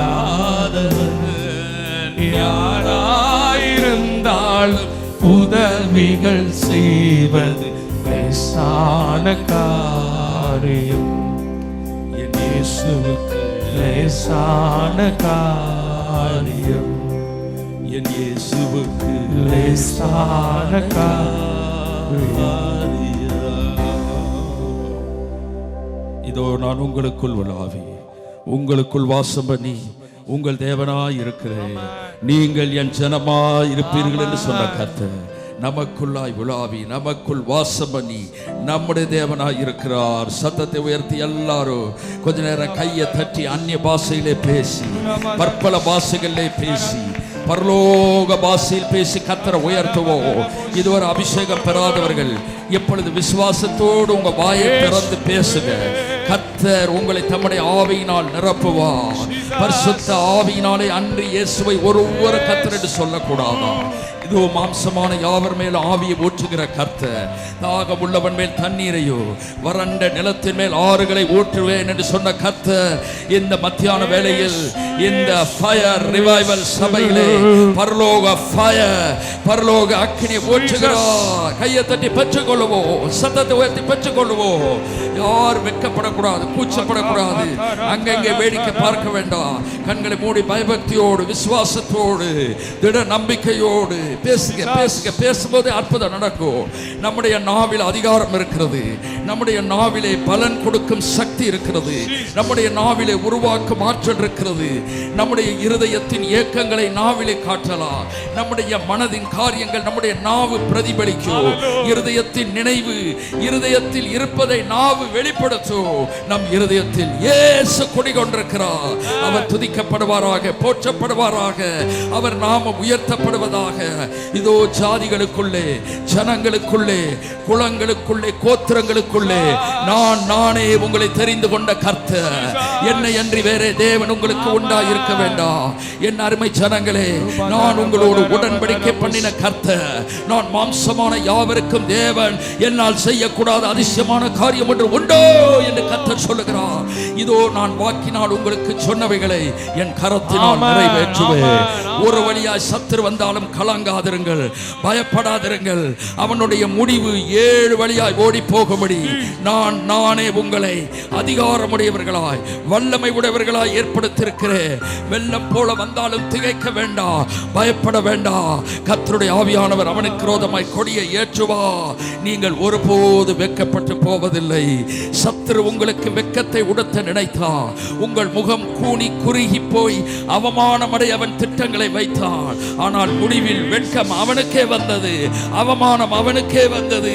உங்கள் சத்துருக்களுக்கு முன்பாக முன்பாக நான் உங்கள் தலையை உயர பண்ணி புது எண்ணெயால் அபிஷேகம் பண்ணுவேன். உங்கள் பாத்திரம் நிரம்பி வழிந்து ஓடும். நன்மை கிருபை உங்களை பின்தொடரும். என் சமூகம் உங்களுக்கு முன்பாக செல்லும். சத்துருக்கள் இடறி விழுவார்கள். உங்கள் யுத்தம் உங்களுடையதல்ல, உங்களுடைய யுத்தம் என்னுடையது. உங்களை தொடுகிறவன் என் கண்மணியை தொடுகிறான். இதோ உங்களுக்கு விரோதமாய் உருவாக்கப்படும் எந்த ஆயுதமும் வாய்க்காமலே போகும். நீங்கள் எதை செய்கிறீர்களோ அதை கர்த்தர் வாய்க்க பண்ணுவேன் என்று சொல்லுகிறார். விசுவாசத்தோடு கர்த்தரை உயர்த்தி மகிமைப்படுத்துவோம். கர்த்தர் நாமம் ஓங்க புகழப்படட்டும். இன்னும் சத்தமா நல்ல பலமா, வெட்கப்படாம கூச்சப்படாம ஆராதிக்கும் போது கர்த்தரை மகிமைப்படுத்துவோம். நம்மையே ஓட்டி விடுவோம். ஒரு சூப்பர் நேச்சுரல் பலன் நமக்கு வரும். உன்னதத்திலிருந்து வரும். கர்த்தாவே உம்முடைய நாமம் வாழ்க. தேவரீர் எங்களோடு பேசும். பிதா உயர்த்தப்படாச்சும். இயேசு ரட்சகர் உயர்த்தப்படாச்சும். பரிசுத்த ஆவியானவரை நீ சொல்லும் நாங்கள் கேட்கிறோம். இயேசுவின் நாமத்தில் பிதாவே, ஆமென். இன்றைக்கு ஒரு மிக முக்கியமான அற்புதமான வேத சம்பவம் வாசிக்கப்பட்டது. அதன் தொடர்ச்சியாக இன்னும் 3 முக்கிய திருஷ்டாந்தங்கள் சம்பவங்களை உங்களுக்கு முன்பாக சொல்லுவேன். இன்றைக்கு பிரசங்கிக்கிற இந்த செய்திக்கு ஒரு தலைப்பு அமைச்சிருக்கிறேன். அதுக்கு என்னன்னா, அறிகுறிகளே இல்லை என்றாலும், எந்த விதமான அடையாளங்கள் கூட காணப்படவில்லை என்றாலும், மறுபடி சொல்றேன், எந்த விதமான அறிகுறி இல்லை என்றாலும் ஆண்டவர் சொன்ன வார்த்தை நிறைவேறும். அதை கர்த்தர் நிறைவேற்றிய தீருவார். ஏனென்றால் தேவன் பொய் சொல்ல மனிதன் அல்ல, அவர் மனம் மாற மரும் புத்திரர் அல்ல. இந்த உலகத்திலேயே கிட்டத்தட்ட 740 கோடி மக்கள் வாழ்கிற, இந்தியாவிலே 130 கோடிக்கு மேலான மக்கள் வாழ்கிற இந்த உலகத்தில், இந்த தேசத்தில் கிட்டத்தட்ட உலகம் முழுவதிலும் லேட்டஸ்ட் கணக்கெடுப்பில் சொல்றாங்க 300 கோடி மக்கள் இப்பொழுது விசுவாசிகளாக மாறிவிட்டார்களாம். அப்ப என்னன்னா, தேவனுடைய வார்த்தை நம் இருதயத்திலும் நம்முடைய நாவிலும் இருக்கிறது. அந்த வார்த்தை எங்கும் எப்படியும் கிரியை செய்ய வல்லதா இருக்கிறது. ஏசாயா மூலம் கர்த்தர் சொல்லுகிறார். 55 அதிகாரம் கடைசி பகுதியை நீங்க வீட்டில் போய் வாசிக்கலாம். மாரியும் முன்மாரியும் பூமியிலே பெய்து, அதாவது மழை பூமியிலே பெய்து பூமியை நனைத்து விதையை முளைக்க செய்து, புசிக்கிறவனுக்கு ஆகாரத்தையும் விதைக்கிறவனுக்கு விதையை எப்படி தருகிறதோ அப்படியே கர்த்தரோ தம்முடைய வசனத்தை அனுப்புவார். அந்த வார்த்தை புறப்பட்டு வந்து எதற்காக கர்த்தர் அதை அனுப்பியிருக்கிறாரோ அதை செய்யும் அளவும் கர்த்தரிடத்திற்கு வெறுமையாய் திரும்பாது. ஆதலால் இன்றைக்கு உங்களுக்கு சொல்லுகிறேன், கர்த்தர் உங்களுக்கு கொடுத்த வாக்குத்தத்தம் நிச்சயமாய் நிறைவேறும். உங்களுடைய கண்கள் அதை காணும். அந்த வார்த்தை நிறைவேறுவதற்கு எந்த விதமான அறிகுறியும் இல்லை. அது நிறைவேறக்க வேண்டிய எந்த விதமான சாதகமா இல்லை. அது நிறைவேறுவதற்கான நோ சைன், நோ சிக்னல் இருந்தாலும் அது நிறைவேறும். ஏனென்றால் கர்த்தர் அதை நிறைவேற்ற வல்லவர். நம்முடைய தேவன் வார்த்தையின் தேவன். அதனால் தான் அவரை குறித்து சொல்லுகிறது, ஆதியிலே வார்த்தை இருந்தது, அந்த வார்த்தை தேவனிடத்திலிருந்து, அந்த வார்த்தையே தேவனாய் இருந்தது. அந்த வார்த்தை தான் மாம்சமாகி கிருபையினால் சத்தியத்தில் நிறைந்தவராய் நமக்கு உள்ளே வாசம் பண்ணார். எல்லாரும் சொல்லுங்க உள்ளே. சொல்லுங்க. ஆமா, ரொம்ப உள்ளேன்னு சொல்லுங்க. நல்லா சொல்லுங்க, உள்ளேன்னு சொல்லுங்க. பார்த்தீங்களா, நம்ம இந்தியர்கள் ரொம்ப ஆசீர்வதிக்கப்பட்டோம். எந்த நாட்டுக்கு போனாலும் நம்ம ஆட்களுக்கு கண்டெய்னர் பெருசாக தான் இருக்கும். அது என்னன்னா, தேவன் நல்லா உலாவுறதுக்கு கொஞ்சம் எக்ஸ்ட்ரா ஸ்பேஸ் நமக்கு கொடுத்துருக்கிறார். நமக்கு உள்ளே. எல்லாரும் சொல்லுங்க உள்ளே. அப்போ இந்த அறிகுறிகள், சிக்னல் அல்லது சிம்டம்ஸ், அது எல்லாத்துக்கும் இருக்குது பாருங்க. எல்லாரும் அதை எதிர்பார்க்குறாங்க. ஒரு நோய் வருதுன்னா சொல்லுவாங்க, இவைகள் இந்த நோய்க்கான அறிகுறிகள் அப்படின்வாங்க. ஸோ த நெகட்டிவ் சைடு, எதிர்மறையாய் உள்ளவைகள் எல்லாமே அறிகுறின்றாங்க. சிலர் சொல்லுவாங்க, ஓஹோ முடிய போது, இது அழிவுக்கு அறிகுறி அப்படின்னு சொல்லுவாங்க. அவ்வளோதான், இது முடிச்சிருச்சு, அதுக்கு தான் அறிகுறி, இதான் சொல்லுவாங்க. நான் உங்களுக்கு சொல்லுகிறேன், கர்த்தர் தம்முடைய வாக்குத்தத்தத்தை நமக்கு நிச்சயமாய் நிறைவேற்றுவார். உங்களுக்கு தேவன் கொடுக்கிற வார்த்தை தான் உங்கள் வாழ்க்கையிலே நம்பர் 1 இருக்கணும். ஏன் தெரியுங்களா? மேடையில் எந்த பிரசங்கியார் பிரசங்கித்தாலும் வார்த்தை உங்களுக்கு அனுப்பப்படுகிறது. இப்போ சரீரத்தில் நோய் இருக்கிறது, இந்த கூட்ட முடிவில் அதற்காக ஜெபம் பண்ணுவேன். ஏன் தெரியுங்களா? நாம ஒருத்தரும் வியாதியஸ்தராக இருக்கவே கூடாது. ஆமா, டயபெட்டிக், அது எங்க எழுதி இருக்கிறது? அது எங்க இருந்து வருகிறது? நான் உங்களுக்கு சொல்றேன், அத்தனை நோய்களையும் இயேசு சுமந்து தீர்த்ததுதான். வயசானா கூட நமக்கு வயது முதிர்ச்சிக்கேற்ற வியாதிகள் வந்தாலும் அவைகளையும் கர்த்தர் சுகமாக்க வல்லவர். கைதட்டி கர்த்தருக்கு மகிமை செலுத்துங்க. இன்றைக்கும் நம்முடைய தேவன் பரிகாரியாகிய கர்த்தர். ஒரு இடத்துல நான் ஒரு அம்மாவுக்கு ஜெபம் பண்ணேன். எனக்கு ரொம்ப பெரிய ஆச்சரியம். என்னன்னா 80 வயசை தாண்டி சண்டம் வயசான பாட்டியம்மா, அதான் பேய் பிடிச்சிருக்கு. அப்ப இந்த பேய்க்கு வயசான ஆட்கள் மேலே ஒரு விருப்பம் இருக்குது பாருங்க. 80 வயசு அம்மா பேய் பிடிச்ச ஆடு, அது கொஞ்ச நேரத்தில் விடுதலை செஞ்சோன்னு எனக்கு ஒரு வைராக்கியம் உண்டானது. 80 வயசு சகோ தாய பேய் பிடிச்ச ஆடுமானால் கர்த்தர் ஒவ்வொருவருக்காய் உயிர் கொடுத்ததுனாலே எந்த வயது அவருக்கு ஒரு காரியம் அல்ல. அதுக்கப்புறம் வயசானவர் ரொம்ப பேர் அவ்வளவுதான் வீடு போனது காடு வாவாதுன்றாங்க. அவர்களுக்கு ஜெபம் பண்ணி கர்த்தர் அற்புத சுகத்தை தந்திருக்கிறார். இந்த பேய் துரத்துனதுக்கு அப்புறம் எனக்கு ரொம்ப விசுவாசம் வந்தது. பேயை கர்த்தர் பூமியில வச்சிருக்க கைவற்றி கர்த்தருக்கு ஒரு அல்லேலூயா சொல்லுங்க பார்க்கலாம். பேய் இல்லைன்னா நமக்கு உபவாச ஜெபம் நடக்காது, கண்ணீர் சிந்த மாட்டோம். பேய் இல்லைன்னா ஊழியமே நடக்காது. அவன் இருக்கிறனால தான் ரொம்ப நம்ம சுறுசுறுப்பா நம்ம வச்சிருக்கிறதே பேய் தான். ஆமென். ஆமா, பேய் இல்லைன்னா காலையில் எழும்ப முடியுமா? சொல்லுவாங்க, ஐயோ படுத்தா தூக்கமே வரல, பேய் வந்துருச்சு, சலங்க சத்தம் கேட்டுச்சு, திருக்கன் முழிச்சுக்கிட்டேன். எவ்வளவு குட்டு பாருங்க, உங்களை எழுப்பி விட்டுருக்கான் ஜெபம் பண்றதுக்கு. ஸோ என்ன, ஒரு இடத்துக்கு போயிருந்தேன். அங்கே ஒரு அம்மாவுக்கு முதுகு இப்படி வளைஞ்சிருக்கு. வயசு என்னன்னா 85. குனிஞ்சுதான் எவ்வளோ வயசுன்னு கேட்டேன். இயேசுவின் நாமத்தில் முதுகுல கை வைத்து ஒரே அடி போட்டோம். கர்த்தருடைய வல்லமை வந்தது. முதுகு நிமிர்ந்து நின்றது 85 வயதுல. அப்ப எதற்காக இதில் உங்களுக்கு சொல்றேன்னா, நான் ஒரு ஹீலிங் மினிஸ்டர்னு சொல்லுவதற்காக அல்ல. இன்றைக்கும் கர்த்தருடைய வார்த்தையில் உயிர் இருக்கிறது, ஜீவன் இருக்கிறது, சக்தி இருக்கிறது. அது நம்மை பிழைப்பூட்டுகிறது. மனிதன் அப்பத்தினால் மாத்திரமல்ல, தேவனுடைய வாயிலிருந்து புறப்படும் ஒவ்வொரு வார்த்தையினால் கர்த்தர் நம்மை பிழைப்பூட்டுகிறார். எத்தனை பேர் விசுவாசிக்கிறீங்க? அந்த பதத்தை கவனிக்கணும். தேவனுடைய வார்த்தைன்னு சொல்ல, அவருடைய வாயிலிருந்து வருகிற வார்த்தை நம்மை போஷிக்கிறது. அப்பத்தினால் அல்ல, வார்த்தையினால் தான் நமக்கு திறன் இருக்கிறது, பலன் இருக்கிறது. எல்லாம் தேவனுடைய வார்த்தையிலே கர்த்தர் எழுத்து வடிவில் எழுதி நம் கையில கொடுத்திருக்கிறார். அதனால பெரிய பைபிள் வச்சிருக்கிறேன். சிலர் கேட்பாங்க, உங்க சைஸ்க்கு தகுந்த மாதிரி வச்சிருக்கிறீங்களா? இல்ல ஏதாவது பேய் ஓடலன்னா அடிக்கிறாங்க. அப்ப இதுதான் நமக்கு ரொம்ப கௌரவம். நமக்கு ஐபோன் இருக்குதோ இல்லையோ, விலை உயர்ந்த பொருட்கள் இருக்கிறதே இல்லையோ, இருந்தா குட், அதெல்லாம் யூஸ் பண்ணலாம். செல்போன் ஒன்றும் பேய் கிடையாது. அதுல சில நல்ல விஷயம் இருக்கிறது. ஆனா அது உங்களை மறுரூபமாக்க கூடாது, நீங்க தான் அதை மறுரூபமாக்கணும். ஆமா, கோயம்புத்தூர்ல எல்லாம் பசங்க எல்லாம் இப்ப செல்போனை காதுல வச்ச உடனே கால் மேல தூக்கிடுது. மோட்டர் பைக்ல ஒரு நிமிஷம் போறான். அதை விட இந்த காலேஜ்ல டிராபிக்கான இடங்கள்ல எல்லாம் நடந்து போக முடியல, வண்டியிலே போக முடியல. எல்லாரும் காதல செல்போன் வந்தவுடனே நடையெல்லாம் மாறி, பேச்செல்லாம் மாறி, தமிழ் இங்கிலீஷா மாறி, இங்கிலீஷ் தமிழா மாறி. ஐயோ கொடுமை! என்னன்னா, இது காதல் வந்தோடனே இவ்வளோ மறுரூபமா. நான் உங்களுக்கு சொல்லுகிறேன், ஒரு மனிதனுடைய கையளவு உள்ள ஒரு பொருளுக்கு இவ்வளவு தாக்கத்தை ஏற்படுத்துமானால், என்றென்றைக்கு உயிரோடு இருக்கிற ஜீவனுள்ள தேவனுடைய வார்த்தை நமக்கு பெரிய இம்பாக்ட் உண்டா. ஹல்லேலூயா! கர்த்தருக்கு ஸ்தோத்திரம். எல்லா கைவர் சொல்லுங்க, சகல பிரஸ்தாபங்களை பார்க்கிறோம். எல்லாம் சொன்ன சொல்லும் போதே சிலருக்கு அற்புதம் நடக்கும். சொல்லுங்க, சகல பிரஸ்தாபங்களை பார்க்கிறோம். கர்த்தர் தமது வார்த்தையை மகிமைப்படுத்தி இருக்கிறார். சொல்லுங்க, இந்த நாள் முதற்கொண்டு கர்த்தருடைய வார்த்தையை நான் வாசிப்பேன். 10 அதிகாரம் 20 அதிகாரம் சொல்ல மாட்டேன்றீங்க, உண்மையா இருக்கிறீங்க. வாசிப்பேன், கேட்பேன், நின்னாலும் நிமிர்ந்தாலும் எல்லாத்துலயும் கர்த்தருடைய வார்த்தை வார்த்தை வார்த்தை வார்த்தை. ஆமென். அப்ப இந்த சம்பவத்துக்கு வருவோம். இதுல 3 வித ராஜாக்கள் ஒன்னு சேர்றாங்க. அதுல ஒருத்தன் இஸ்ரவேலை அப்பொழுது ராஜ்யபாரத்தில் இருக்கிறான். அவனுடைய பெயர் யோராம் என்று சொல்லப்படுகிறது. யோராம் அவன் ஒரு மோசமான ஆள். அவனுடைய தகப்பன் ஆகாப் கர்த்தருக்கு விரோதமாய் வாழ்ந்தவன். அவனுடைய தாயார் இந்த ஏசபேல் கர்த்தருடைய பிள்ளைகளே கொண்ட பொல்லாத குடும்ப பின்னணியில வரான். சில விக்கிரகங்களை அகற்றினானே தவிர யெரொபெயாமின் பாவத்தை விட்டு விலகவில்லை. கர்த்தரை பற்றியும் கர்த்தருடைய மகிமை பற்றியும் அவருடைய அன்பு, அவர் காரணம், இதெல்லாம் பற்றி ஒரு அறிவு அவனுக்கு கிடையாது. நல்ல கவனிங்க, தேவனை பற்றி எந்த அளவு நமக்கு அறிவு இருக்கிறதோ அந்த அளவு தான் நம்முடைய அறிக்கையும் இருக்கும்.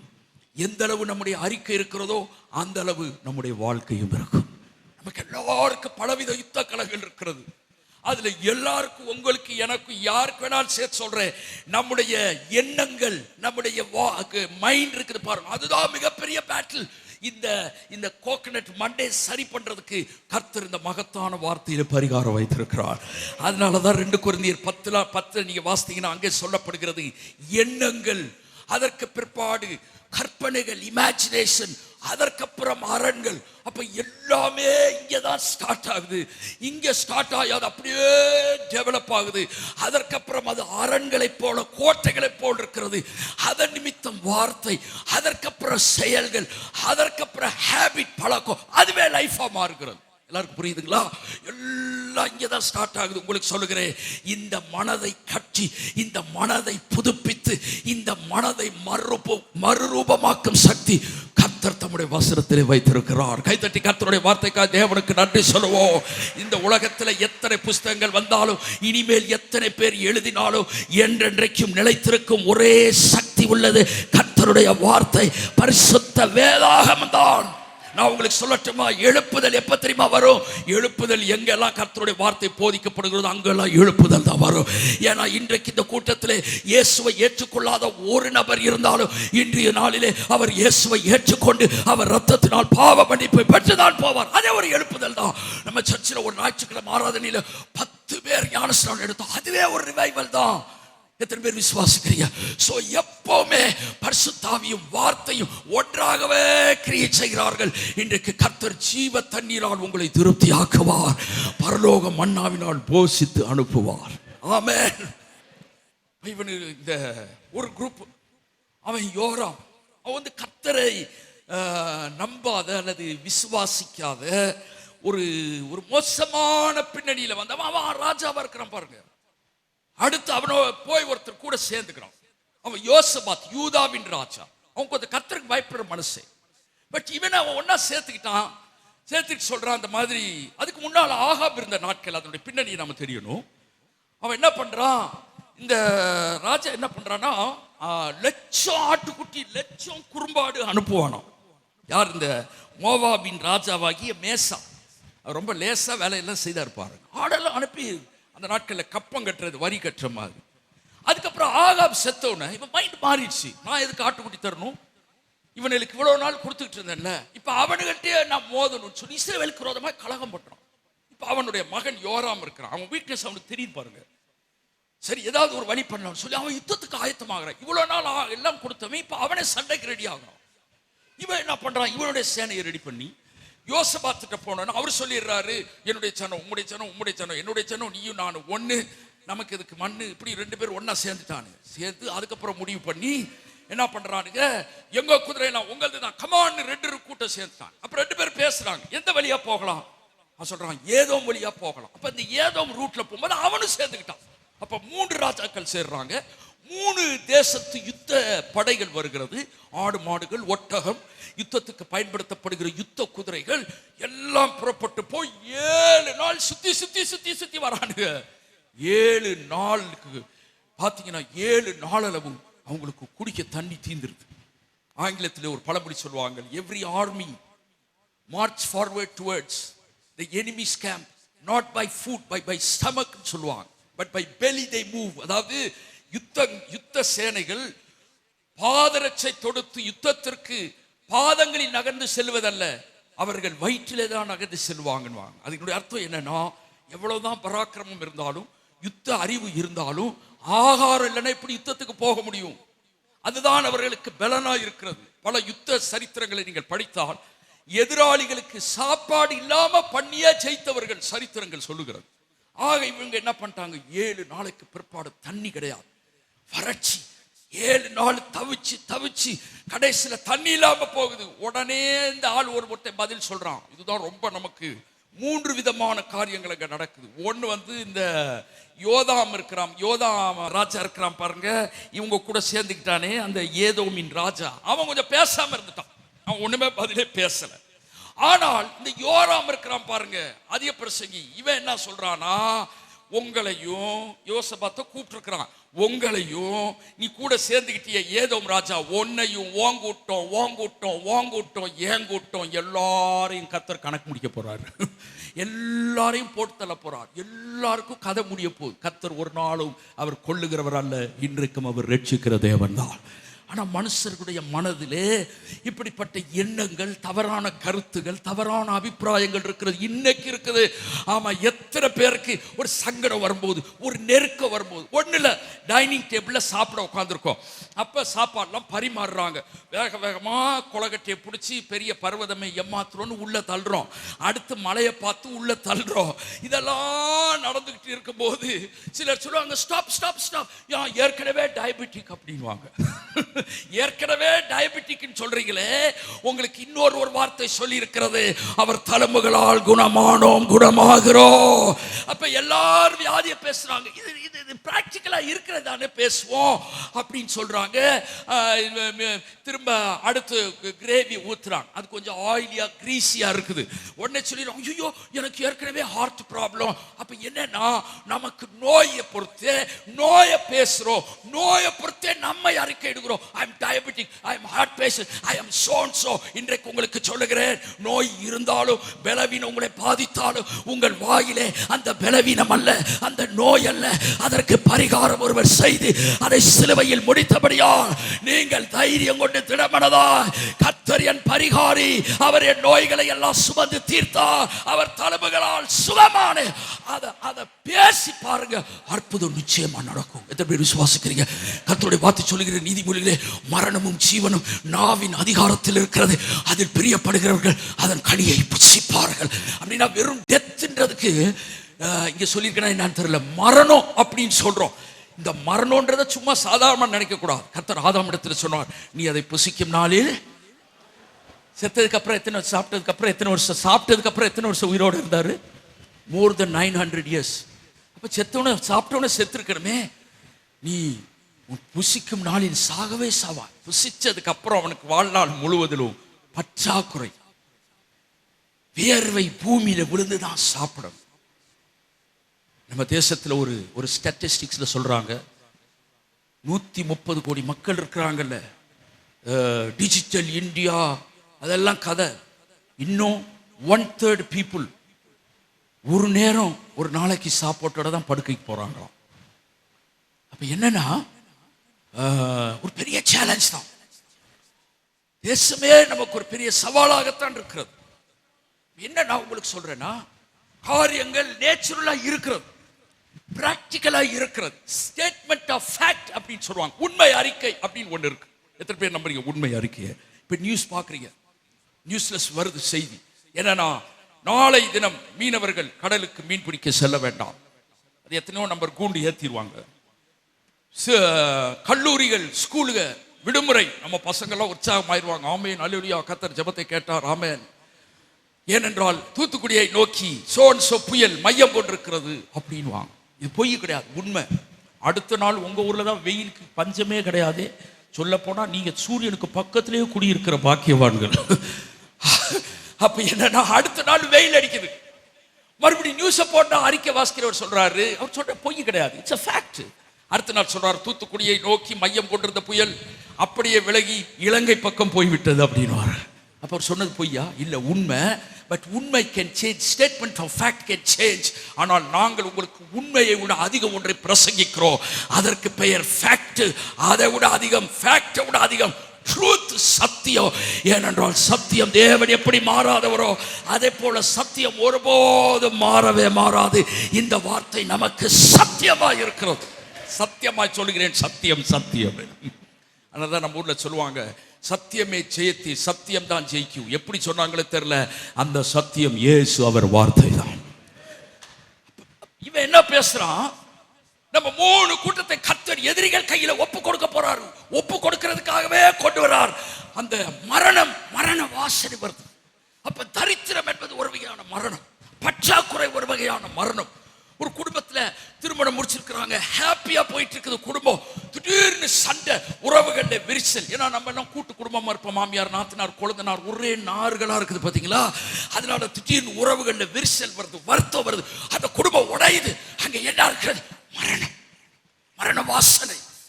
சில சொல்லுவாங்க, செத்து வாழ்றையா, நொந்து போயிட்டேன், நடைமுறை நடை பின்னோன்னு சொல்றாங்க.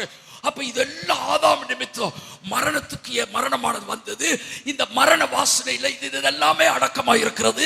ஆனால் அதற்கு ஆப்போசிட் ஜீவன். இயேசு சொன்னார், நானும் உங்களுக்கு ஜீவன் உண்டாயிருக்க அந்த ஜீவன் பரிபூர்ணப்படும்படி வந்தார். உங்கள் வாழ்க்கை கர்த்தருக்கு பிரியமாய் ஒரு பிரியமான ஒரு பரிசுத்தமான வாழ்க்கை இருந்தால் அதில் ஜீவன் இருக்கிறது. மற்றவர்களோடு நீங்கள் சமாதானம் பண்ணுகிறவர்களாக இருந்தால் உங்களுக்குள் இருந்து ஜீவன் வருகிறது.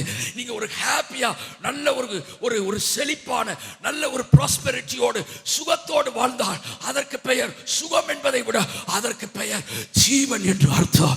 அப்ப மரணம் இந்த ஜீவன் எங்க இருக்கிறது என்றால் நம்முடைய நாவிலே இருக்கிறது. இன்றைக்கு விசுவாசிகளை உங்களை உற்சாகப்படுத்துகிறேன். ஒரு யோராம் சொன்னா நம்ம எல்லாம் கர்த்தர் பிசாசுக்கு எதிரிகள் கையில ஒப்பு கொடுக்க அது அவனுடைய அறிவு, அது அவனுடைய அறிக்கை. இன்றைக்கு நமக்கு சூழ்நிலைகள் மோசமா இருக்கலாம், காரியங்கள் பாதகமாக இருக்கலாம், எதுவுமே நல்லதில்லாம இருக்கலாம். ஆனால் தேவனுடைய வாக்குத்தத்தம் ஒன்று இருக்கிறது. உங்கள் வாழ்க்கையிலே அறிகுறியே இல்லை என்றாலும் காரியங்கள் வித்தியாசமா இருந்தாலும் கர்த்தர் சொன்னதை நிறைவேற்றுவார், சொன்னதை செய்து முடிப்பார். எத்தனை பேர் விசுவாசிக்கிறீங்க? அப்ப நமக்கு ஒரு பார்ட், ஒரு பங்கு இருக்கிறது. என்னன்னா மனுஷருக்கு அந்த அந்த வார்த்தைகள் இருப்பாருங்க. சும்மா சாதாரணமா நினைக்க கூடாது. நாம பேசுகிற வார்த்தைகளுக்கு ரொம்ப சக்தி இருக்கிறது, வல்லமை இருக்கிறது. அது விசுவாசிகள் உள்ளத்துல தேவனுடைய வார்த்தை வைத்து என்னெல்லாம் பேசுறீங்களோ அது அப்படியே நடக்கும். கர்த்தர் அதை செய்து முடிப்பார். அறிகுறியே இல்லைனாலும் நடக்கும். இன்னிலிருந்து வேணா ட்ரை பண்ணி பாருங்க. எல்லா சூழ்நிலையிலும் வார்த்தை நம்முடைய நாவிலும் வார்த்தையில் ஜீவனும் லைஃப்ல வருவதா. யோராம் சொல்றான், நம்ம கதையை முடிக்க போறாரு. ஆனால் யோசபாத் சொன்னா, இந்த ஊர்ல யாராவது தீர்க்கதரிசி இருக்கிறாங்களா? தீர்க்கதரிசி இல்லையா? அப்ப ஒரு ஆள் வரான். அவன் யார் தெரியுங்களா? இந்த யோராம் இருக்கிறான் பாருங்க, இஸ்ரவேலின் ராஜா. அவன் கூட்டத்தில் உள்ளவன் சொல்றான். அவனுக்கு தெரிஞ்ச கூட ராஜாவுக்கு தெரியல. அவன் சொல்றான், தீர்க்கதரிசி இருக்கிறாரு. சாபாத்தின் கை குமாரனாகிய எலியாவுக்கு தண்ணீர் வார்த்தை எலிசா இருக்கிறானோ. உடனே யோசபாத் சொல்றான், அவனிடத்தில் கர்த்தருடைய வார்த்தை இருக்கிறது. கை தட்ட மாட்டீங்களா யோசபாத்துக்கு? இதுதான் நமக்கு ஒரு பெரிய சேலஞ்சிங். இன்றைக்கும் இயேசுவின் ரத்தம் சகல பாவங்களை நீக்கி பாவிகளை சுத்திகரிக்கிறது. அவர் இன்னும் கரத்தை விரித்த வண்ணமாகவே பாவிகளை ரட்சிக்க வல்லவர். ஒருவேளை விழுந்து போய் தவறான கருத்துகளோடு அபிப்பிராயத்தோடு வாழ்கிற எந்த பரிசுத்தவான் என்று சொல்லப்படுகிறவரையும் அவருடைய வசனம் புறப்பட்டு வந்து அவர்கள் வாழ்க்கையை கட்டி எழுப்பி தள்ளாடுகிற முழங்கால்களை திடப்படுத்தி தளர்ந்த கைகளை பலப்படுத்தி எந்த மனிதனையும் இன்றைக்கும் இயேசு பிரகாசிக்க செய்கிறார். ஃபயர் ரிவைவல்ல ஒரு ஆளு கர்த்தருக்கு விரோதமாய் இருக்க முடியாது, பின்மாற்றராய் இருக்க முடியாது. நான் விசுவாசிக்கிறேன். நீங்க விசுவாசிக்கிறீங்க? அந்த மனுஷனத்திலே கர்த்தருடைய வார்த்தை இருக்கிறது. அப்பவே அற்புதம் நடக்குது பாருங்க. நாம் கர்த்தருடைய வார்த்தையை பேச வேண்டும். எத்தனை பேர் ரெடியா இருக்கிறீங்க? அப்ப வியாதியின் அகோரம் இருக்கு, வலி இருக்கு, வேதனை இருக்கு, அதை தானே சொல்லுவாங்க. இருமலா வருது, இருமிக்கிட்டே தானே பேசுறோம். இருமல் இருக்கிறவங்க இருமல் இருக்குன்னு தானே சொல்லுவாங்க. நோய் உள்ளவங்க நோய் இருக்குன்னு தானே சொல்லுவாங்க. ஆனால் அதை எல்லாரும் சொல்லலாம். நாமோ யோசபாத்தின் வம்ச வழியாய் விசுவாச மார்க்கத்தார் விசுவாசம் உள்ள ஆபிரகாமின் பிள்ளைகள். நாம் நோயை அல்ல அதற்கு பரிகாரம் கொடுக்கிறவரை பேசுவோம். பிரச்சனையை அல்ல அதற்கு தீர்வு செய்கிறவர் நம்முடைய தேவன். எல் சடாய், எல்ஹா. சிலர் சொல்லுவாங்க, ஆண்டவரே எப்படியாவது ஒரு அற்புதம் செய்யும். அவர் ஏதோ முக்கிட்டு முணங்கிட்டு தலையில கை வச்சுட்டு போராடி எப்படியாவது அல்ல எப்படியும் அவர் செய்ய வல்லவர். அதுல சிலர் சொல்லுவாங்க, கர்த்தாவே நீர் ஆபிரகாமுக்கு சாராளுக்கு செய்தது உண்மையானால். சொல்லும் போதே உண்மையானால், அது என்ன உண்மையானால்? அது உண்மை விட அதிகம், அது சத்தியம். எப்படி சொல்லணும்? ஆபிரகாம் சாராளுக்கு இத்தனை வயதில் 75 வயதில் அவனுடைய சரீரம் செத்து போனதையும் சாராளுடைய கற்ப செத்து போனது உண்மை. அதை எண்ணாதிருந்து தேவன் வாக்குத்தத்தம் பண்ணினதை நிறைவேற்ற வல்லவர் என்று விசுவாசித்து அறிக்கை பண்ணி அவன் விசுவாசத்தில் வல்லவனானான். ஹல்லேலூயா. அப்படின்னு சொல்லிட்டு முடிக்கல. ரோமர் 4ஆம் அதிகாரம் படிச்சுக்கங்க. அடுத்து சொல்றாரு, இது விசுவாசிக்கிற அவனுக்காக மாத்திரமல்ல நமக்காகவும் எழுதப்பட்டிருக்கிற. அதனுடைய அர்த்தம் என்னன்னா, ஆபிரகாமுக்கு வேலை செய்தது உண்மையானால் அல்ல, வேலை செய்தது எவ்வளவு நிச்சயமோ அவ்வளவு நிச்சயம் நமக்கு வேலை செய்யும், இன்னும் அதிகமாகவே வேலை செய்யும். இயேசுவின் நிமித்தம் சொல்றார். 3 பேரை கர்த்தர் கதையை முடிக்க போறார். கதையை முடிக்கல. அப்புறம் எலிசா சொல்றார், எதுக்கு ஏன்ட்ட வந்த? உங்க அப்பா அம்மா வணங்கின தெய்வங்கள் அங்க உள்ள ஆட்கிட்ட போக வேண்டியதானே? யோசபாத் முகத்தை நான் பாராதிருந்தான். ஏன் எலிசா யோசபாத்துக்கு சப்போர்ட் பண்றார் தெரியுங்களா? கொஞ்ச நேரத்துக்கு முன்பாக யோசபாத் சொன்னான், தேவனுடைய மனுஷனிடத்திலே வார்த்தை இருக்கிறது. இது எப்படி எலிசாவுக்கு தெரியும்? அவரை பத்தி தான் சொல்லிட்டானுங்களே, பள்ளி அறையில் சொல்வதையும் அறிந்த மனிதன் என்று. எலிசா ஒரு சுரமண்டலக்காரனை கொண்டு வரார். அந்த நாட்கள் அது ஒரு ஸ்டைல். உடனே கர்த்தருடைய கரம் அவர் மேல் வந்தது. அப்படின்னா பரிசுத்த ஆவி அவர் மேல வந்தார். அவர் உடனே தீர்க்க தரிசனமா சொல்றார். இப்பதான் முக்கியமான பாயிண்ட்டுக்கு வரேன். இந்த பாருங்க, எங்கேயும் வாய்க்காலை வெட்டுங்க. இவனுங்களே 7 நாள் டயர்டு, தண்ணி கிடையாது, வறண்டு போய் கிடக்கிறான். வாய்க்கால் வெட்டு, கீழே இருந்து தண்ணி வராது. அப்புறம் மேல இருந்து வருமா? மேல இருந்து வராது. எப்படி வரும்? எப்படியும் வரும். ஆமே. மேல பார்க்காத, மேகம் கிடையாது, காற்று கிடையாது, மழையும் வராது. இதெல்லாம் நடக்காது. ஏன்னா அதெல்லாம் அறிகுறி. இதெல்லாம் நடக்காது. ஆனாலும் இந்த பள்ளத்தாக்குகள் தண்ணீரால் நிரப்பப்படும் என்று கர்த்தர் சொல்லுகிறார். அவர் எப்படி சொன்னாரோ அதுக்கான எந்த சிம்டம் கிடையாது, எந்த விதமான அறிகுறியுமே கிடையாது. இவனை வெட்டிக்கிட்டே இருக்கிறானுங்க. இவனுங்களுக்கு கீழே வெட்டி ஊரே வாய்க்கால் உண்டாக்கிட்டானுங்க. ஏன்னா 3 தேசத்து மக்கள் பல லட்சம் பேர் தண்ணி குடிக்கணும், மிருகஜீவன்களும் குடிக்கணும். அதுல ஒட்டகம்லாம் இருந்தா அவ்வளவுதான். 40 பேர் குடிக்கிற தண்ணியை ஒரே நேரம் குடிக்குமா. அதனாலதான் நிறைய தண்ணி குடிச்சா என்ன ஒட்டகமான்னு சொல்லுவாங்க. அந்த ஒட்டகமும் தண்ணி குடிக்கணும். இப்ப இதற்கு வேண்டிய தண்ணி மழை பெய்தாதான் வருன்ற வாய்ப்பு இருந்தது. ஆனால் தேவன் மழையினால் மாத்திரமல்ல, எப்படி வேணாலும் அற்புதத்தை அவரால் செய்ய முடியும். இப்ப நடந்தது என்ன? அடுத்த நாள்ல பாருங்க, ஏதோ வழியாகவே தண்ணீர் அந்த பள்ளத்தாக்குகளை நிரப்பிட்டு. இன்னொன்று எலிசா சொன்னாரு, இது கர்த்தரின் பார்வைக்கு அற்ப காரியம். எல்லாரும் சொல்லுங்க, அற்ப காரியம். அதுக்கு ஏதாவது லேட்டஸ்ட் தமிழ் இருக்கா டிரான்ஸ்லேஷன்? அற்ப காரியம் சொல்லட்டுமா? நான் எனக்கு எங்க பிள்ளைங்க இருக்கிறாங்க. எப்படி பரிச்சை எழுதியிருக்கிறீங்க? ஈஸிப்பா அப்படின்வா மகன். அதான் அற்ப காரியம். என் மகன் கொஞ்சம் பில்டப். ஏன்னா பிரசங்கியார் மக பார்த்தீங்களா, அது சொல்லு, அப்பா இன்னைக்கு பரிச்சை ஜுஜுபி. ஆமா, இதெல்லாம் நம்ம கேட்டதே கிடையாது. டிக்ஷனரியில் இருக்கா? ஆச்சரியமா இருக்கு தானே. அப்படின்னா ரொம்ப அற்பம், ரொம்ப ஈஸி. சும்மா அப்படி ஆண்டவருக்கு அற்புதம் செய்கிறது அப்படிதான். ஆமா, அவர் பார்க்க சொல்றா, இந்த காரியம் கர்த்தருக்கு அற்ப காரியம். இவனே கடந்து புரள்றானுங்க. 7 நாள் தண்ணி கிடையாது, கூட்டமா சாக போறாங்க. இவன் வேற வாயை திறந்து தீர்க்க தரிசிட்டு ஆண்டவர் எங்களை போட்டு தள்ள போறாரு, கதையை முடிக்க போறாரு. போட்டு தள்ளுவதற்கு அல்ல ஊழியம், போட்டு தள்ளப்பட்டவனை தூக்கி எடுப்பதற்கு தான் கர்த்தர் நம்மை ஊழியராய் வைத்திருக்கிறார். எந்த மனிதனை கர்த்தர் பிரகாசிப்பார், எந்த மனிதனுக்கு கர்த்தர் வாய்ப்பை கொடுப்பார். இயேசு நம்மை பட்சிக்கிறவர் அல்ல, நம்மை ரட்சிக்கிறவர். பெனிகின் உலகளாவில் உள்ள பரிசுத்தவான் சொல்றார், Holy Spirit is not undertaker, Holy Spirit upper taker சொல்றார். அப்படின்னா என்ன அர்த்தம்? அண்டர்டேக்கர் WWE லவர் அண்டர்டேக்கர் நினைக்க கூடாது. அண்டர்டேக்கர்னா வெட்டியான், செத்தவங்களை புதைக்கிறவன். பரிசுத்தாவியானவர் புதைக்கிற வேலை அல்ல, புதைக்குழியில் இருக்கிறவர்களை தூக்கி எடுக்கிறவர். அவர்களை இயேசுவின் ரத்தத்தால் கழுவுகிறவர். அவர்களை பிரபுக்களோடு ராஜாக்களோடு சிங்காசனத்தில் அமரப்படுகிற தேவன். எத்தனை விசுவாசிக்கிறீங்க? சொல்லிட்டாரு, வாய்க்காலை வெட்டுங்க. அப்ப என்னன்னா, களைச்சு போயிருந்தானுங்க. 3 தேசத்து மக்கள் வாய்க்கால் வெட்டுறாங்க. அப்ப நாம அங்க என்ன அறிந்து கொள்கிறோம்?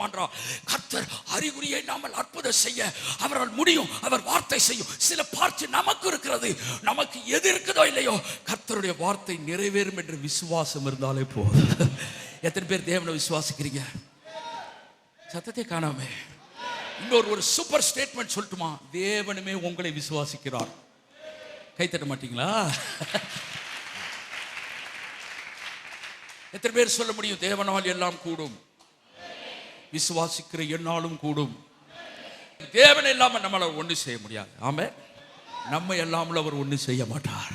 We are partnering with the sovereign God. சர்வசக்தி உள்ள தேவன் நம்மை அவரோடு ஒருங்கிணைப்பாளர்களாய், பங்காளர்களாய் இணைத்துதான் கர்த்தர் இந்த பூமியிலே நம்மை அல்லாமல், தம்முடைய தீர்க்கதரிசிகளுக்கு ரகசியத்தை அல்லாமல் வேற ஒன்றையும் செய்ய மாட்டார், சொல்ல மாட்டார். நாம் தேவனுக்கு உடன் பங்காளிகள். பக்கத்துல பார்த்து சொல்லுங்க, நீங்க தேவனுடைய ஒரு பங்கு, நீங்க ஒரு கிங்கு. மங்கு மாதிரி இருக்காதீங்க. ஆமா சொல்லுவோம், நாம் தேவனுடைய உடன் பங்காளிகளா. அப்ப என்ன சொல்றாங்க? இப்ப நல்லா கவனிங்க. நாம என்ன பண்றோம்? சுவிசேஷத்தை பிரசங்கிக்கிறோம். யார் ரட்சிப்பா? தேவன் ரட்சிக்கிறார். இயேசுவை அறிவிக்கிறோம். யாருக்கு பாவிக்கு உணர்த்துதலை கொண்டு வராரு? பரிசுத்த ஆவியானவர். நாம கை வைக்கிறோம். யார் சுகமாக்குறா? இயேசு சுகமாக்குறா. எத்தனை பேர் விசுவாசிக்கிறீங்க? நான் போன மாசம் ஒரு வெளிநாட்டுல இருந்தேன், 3 வாரத்துக்கு முன்னால. அவங்க ஒரு தனி செஷன் கூட்டம் நடத்தினாங்க. அவங்க சர்ச்சில் காது கேளாது, வாய் பேசாதவர்கள் ஒரு 60-70 பேர் இருக்கிறான். அவங்களுக்கு ஒரு ஆராதனை. நான் பிரசங்கம் பண்ணேன். ஏன் பிரசங்கத்தை ஆப்போசிட்ல ஒரு அம்மா அப்படி இப்படி எல்லாம் போட்டு ஒரே சைன்ல டிரான்ஸ்லேஷன், அதை பார்த்து இன்னொரு டிரான்ஸ்லேஷன். ஒரு பெரிய ஆச்சரிய சாம். அந்த மக்கள் வொர்ஷிப் பண்றாங்க மியூசிக் இல்லாமல், அப்படி அழகா இருக்கு. கடைசியில் அவங்களுக்கு பிரசங்கம் பண்ணி முடிச்சு ஜெபம் பண்ணேன். அதுல ஒரு 40 பேர் காதும் கேட்டு வாய் பேசினார்கள். பெரிய ஒண்டர் சொல்லட்டுமா? வேணா உங்களுக்கு வீடியோ அனுப்புறேன். ஒரு 55 வயசுக்கு மேல இருக்கும் ஒரு அம்மா, பேசினதே கிடையாது. அந்த அம்மா என்ன தெரியுமா பேசினாங்க? அபிஷேகம் அவங்க மேல வந்து பிறவி ஊமை செவிடு அந்நிய பாஷை பேசி கர்த்தரை உயர்த்தினார். அப்ப இதெல்லாம் எதற்காக உங்களுக்கு சொல்லுகிறேன் என்றால், இன்றைக்கும் தேவனுடைய வார்த்தை கிரியை செய்கிறது. கர்த்தர் இன்றைக்கும் புதுமைகளை செய்து கொண்டிருக்கிறார். இன்னும் கொஞ்ச நேரத்தில் ஜெபம் பண்ண போறோம்.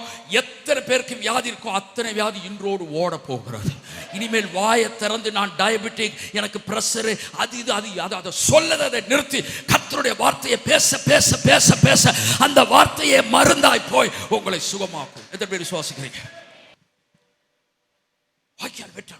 நம்ம என்ன பண்றோம்? கை வைக்கிறோம், கர்த்தர் சுகமாக்குறார். நாம ஊழியம் செய்யறோம், கர்த்தர் ஆத்மாக்களை தரார். நாம உபவாசிக்கிறோம், நாம ஜெபம் பண்றோம், எதிர்பார்க்கிறோம், விசுவாசிக்கிறோம், தேவன் அற்புதங்களை செய்து கொண்டிருக்கிறார். அப்ப இவனுக்கு தோன்றானுங்க, பள்ளத்தாக்க தோண்டிட்டானு. அடுத்த நாள் நடந்தது என்ன தெரியுங்களா? கர்த்தர் ஏதோ வழியா தண்ணி அனுப்பினார். எங்க பார்த்தாலும் தண்ணி, இவனும் குடிக்கிறானுங்க, மிருகஜீவனும் குடிக்குது. அதுக்கு முன்னாடி இன்னொரு அற்புதம். அவனுக்கு ஒண்ணு கேட்கவே இல்லை, தண்ணி தான் கேட்டானுங்க. ஆனா கர்த்தர் என்ன தெரியுமா செஞ்சாரு? அந்த எதிரிகள் இவங்க கூட சண்டைக்கு வரணும், அவனுங்கெல்லாம் ரெடியா நிக்கிறானுங்க.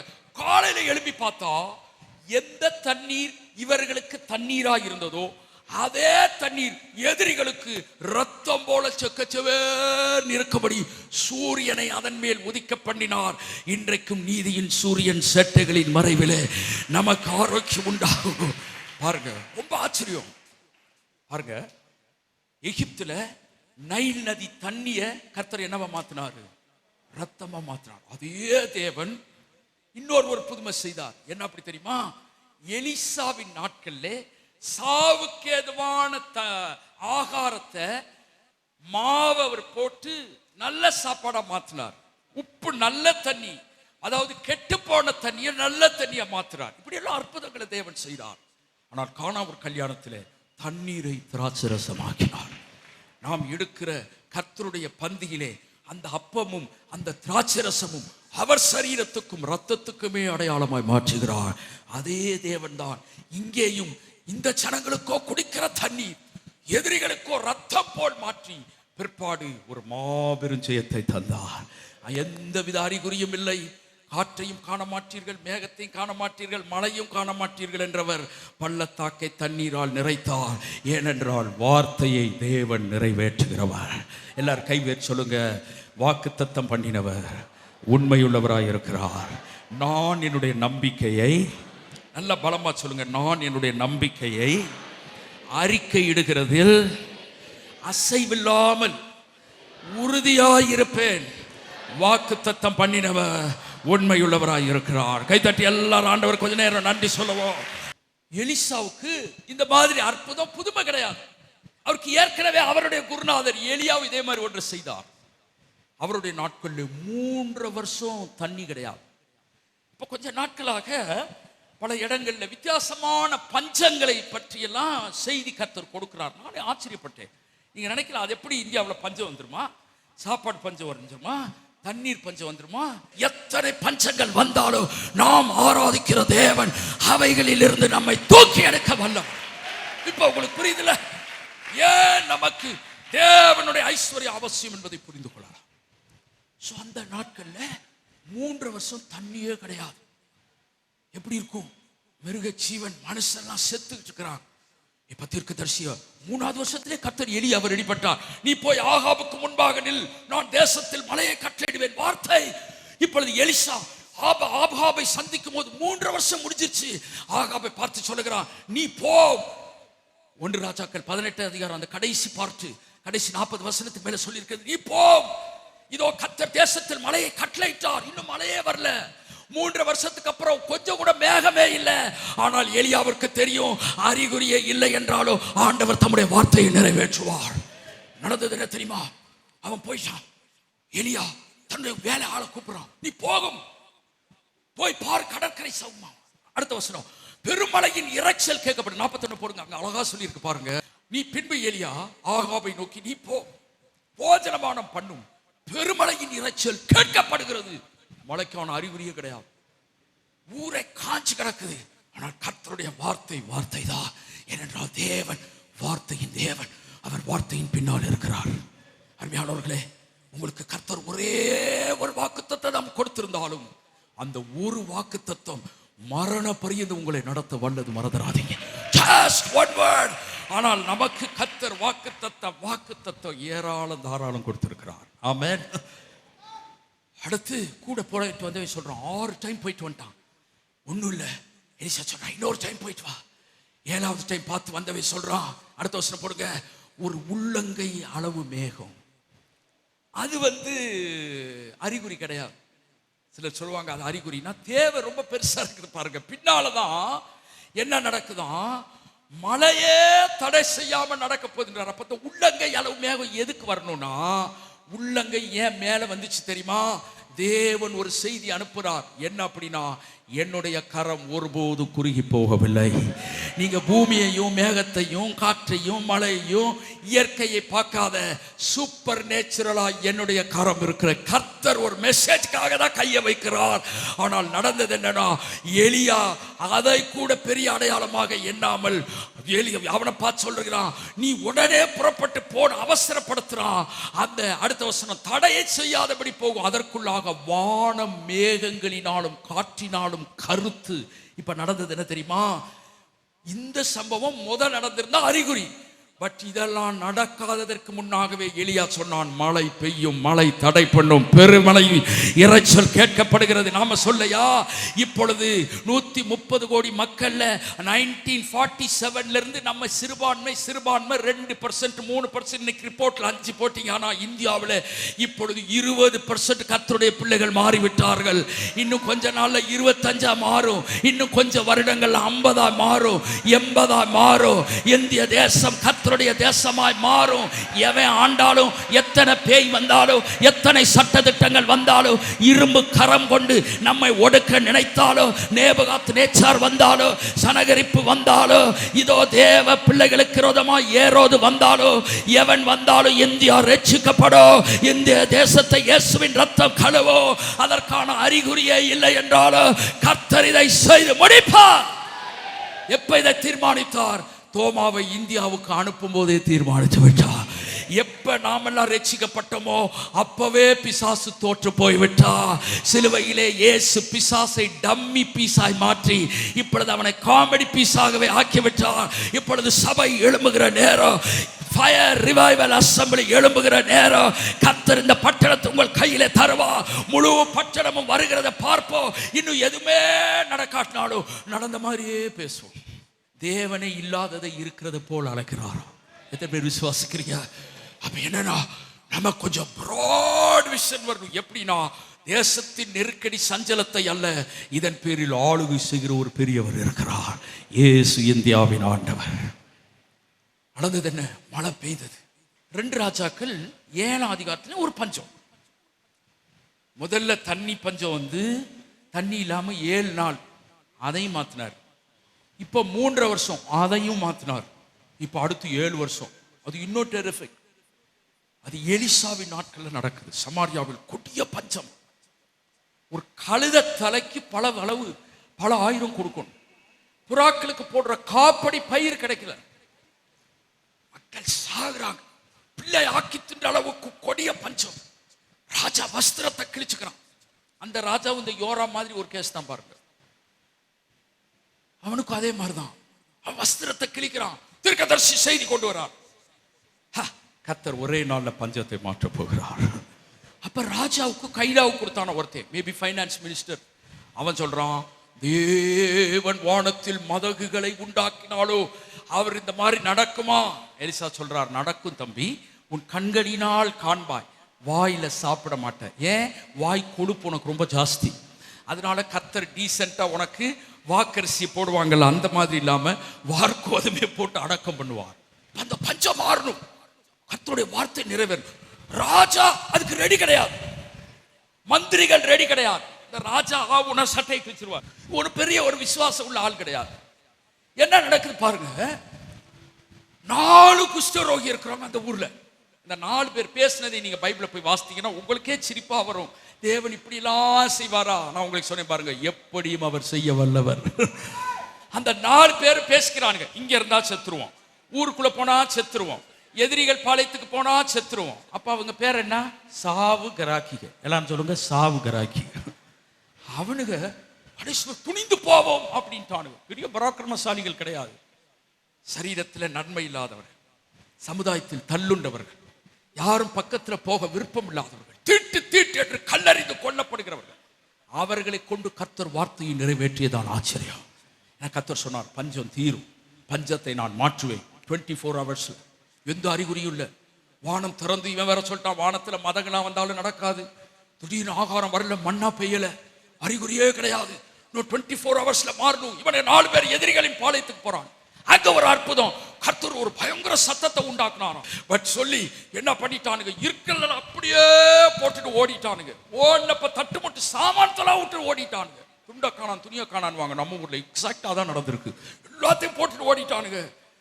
கடைசியில் இவனுக்கு போய் பார்த்தா சாப்பாடு, வெள்ளி பொண்ணு வேண்டிய எல்லா பேருக்கு சாப்பிட்டு எடுக்கிறானு, அடுத்து போகிறான். அப்புறம் சொல்றானுங்க, ஓ இது நம்ம செய்யற தவறு, நந்த நாள் நற்செய்தி அறிவிக்கிறான். கடைசியில் விடியறதுக்குள்ள ஓடி வந்து ராஜாட்ட சொன்னா அவனுக்கு தலையே சுத்துது.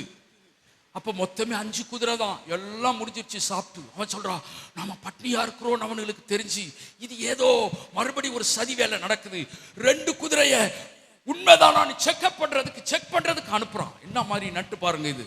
திரும்பி வந்து அவனுக்கு சொல்றான், ஆமாமா தப்பிச்சு போயிட்டானுங்கன்னு. கடைசியில் விடுவதற்குள் பஞ்சத்தை கர்த்தர் மாற்றி 7 வருட வேதனையை நிறைவாக்குகிறார். அந்த பஞ்சம் மாற அறிகுறியே கிடையாது.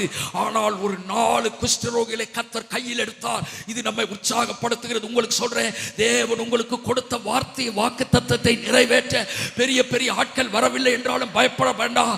அற்பமாய் எண்ணப்பட்ட யாரை கொண்டாவது, எவரை கொண்டாவது, எப்படியாவது, எவ்விதத்திலும் அற்புதத்தை புதுமையை செய்வார். அது அவருக்கு அற்ப காரியம்.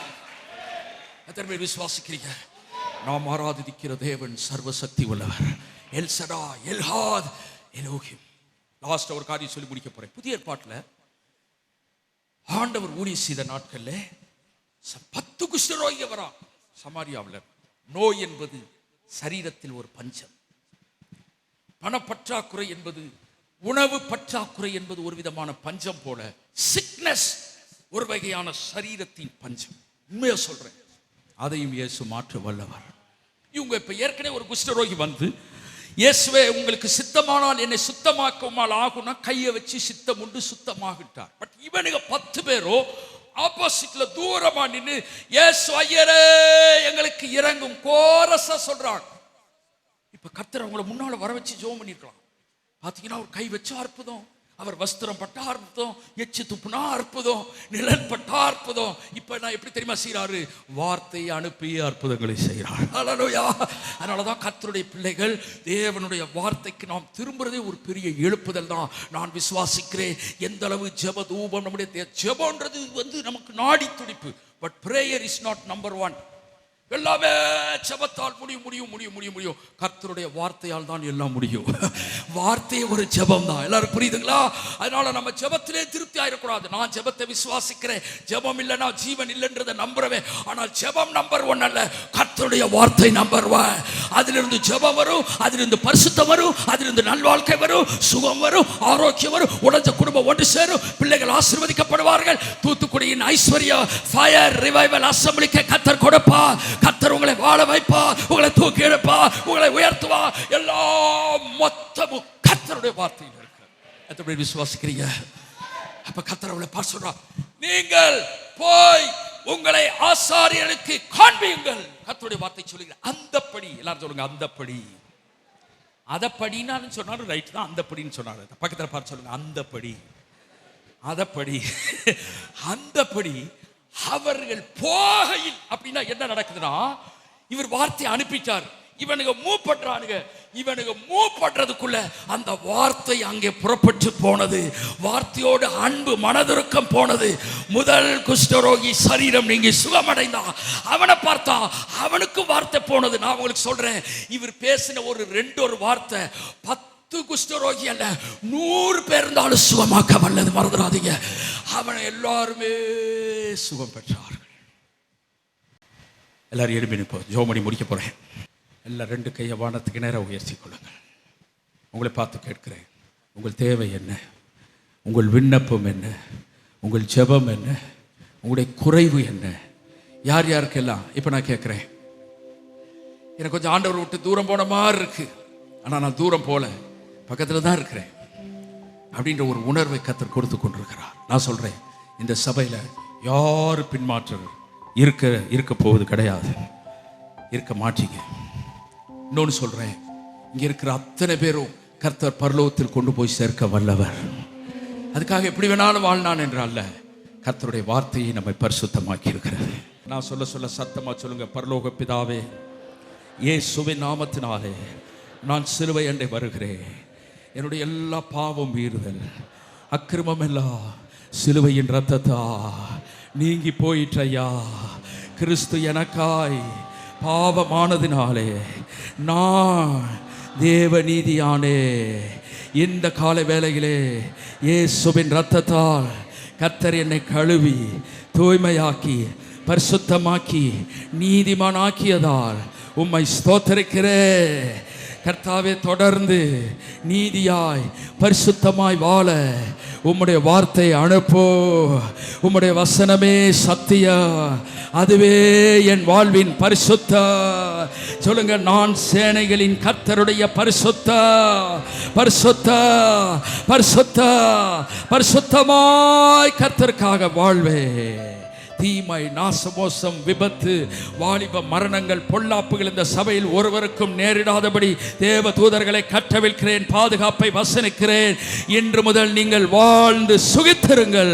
உடைந்த குடும்பங்கள், கணவன் மனைவி உறவுகளிலே, சொந்த பந்தங்களிலே, பிள்ளைகள் அத்தனை பேரும் குடும்பமாய் பரலோகத்தை ஃபேமிலியிலே வருவதாக, பரலோகம் அனுபவிக்கப்படுவதாக. கணவன் மனைவியிடையே அன்பு பின்னி பிணைந்து இன்று முதல் கிறிஸ்து சபையா மாற ஆசீர்வதிக்கிறோம். எல்லா நன்மைகளும் இயேசுவின் நாமத்தில் கர்த்தர் தந்தபடியால் கைதட்டி கர்த்தருக்கு மகிமை செலுத்துவோம். கர்த்தர் உங்களை ஆசீர்வதிப்பார். ஜெபம் ஜெபம் துதி துதி ஆராதனை ஆராதனை புதுப்பாடல் புதுப்பாடல் யுத்தம் யுத்தம் எழுப்புதல் எழுப்புதல் உத்தரவாதம் உத்தரவாதம் ஐக்கியம் ஐக்கியம் ஐக்கியம். நம் சபை நிகழ்வுகள். கிருபையில் களிகூறுவோம். திங்கள் முதல் சனிக்கிழமை வரை காலை 5:30 மணி முதல் 6:30 மணி வரை. முழங்கால் யுத்தம். திங்கள் முதல் வெள்ளிக்கிழமை வரை காலை 10 மணி முதல் 12 மணி வரை. வாலிப பெண்கள் கூடுகை 2ஆம் சனிக்கிழமை மாலை 5:30 மணி முதல் இரவு 7:30 மணி வரை. பெண்கள் ஐக்கியம் 4ஆம் சனிக்கிழமை காலை 10 மணி முதல் மதியம் 1 மணி வரை. A cry for revival. எழுப்புதலில் எம் கண்ணீர் துளிகள். தினமும் மாலை 6:30 மணி முதல் இரவு 8:30 மணி வரை. நானும் என் வீட்டாரும் குடும்ப ஆசீர்வாத கூடுகை செவ்வாய்க்கிழமை தோறும் மாலை 7 மணி முதல் இரவு 8:30 மணி வரை. யாக்கோபின் யுத்தம் ஆண்கள் ஐக்கியம் புதன்கிழமை தோறும் இரவு 10 மணிக்கு. தீமோத்தேயு வாலிப ஐக்கியம் 2வது சனிக்கிழமை மாலை 5:30 மணி முதல் 7:30 மணி வரை. வேத பாட கூடுகை புதன்கிழமை தோறும் மாலை 7 மணிக்கு. பெருமீச்சு இரவு ஜெபம் 2ஆம் வெள்ளிக்கிழமை இரவு 10 மணிக்கு. எக்காலம் 12 மணி நேர துதி ஆராதனை தினமும் காலை 7 மணி முதல் இரவு 7 மணி வரை.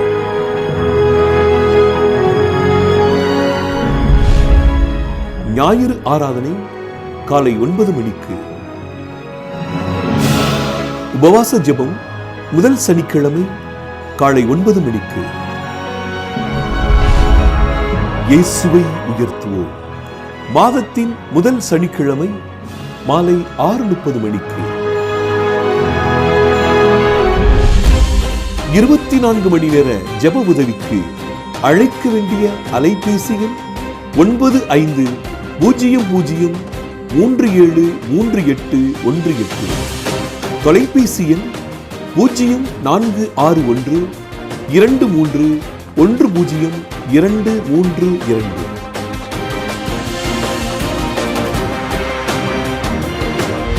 சும்மா இரு, புறப்படு, பிளந்து விடு.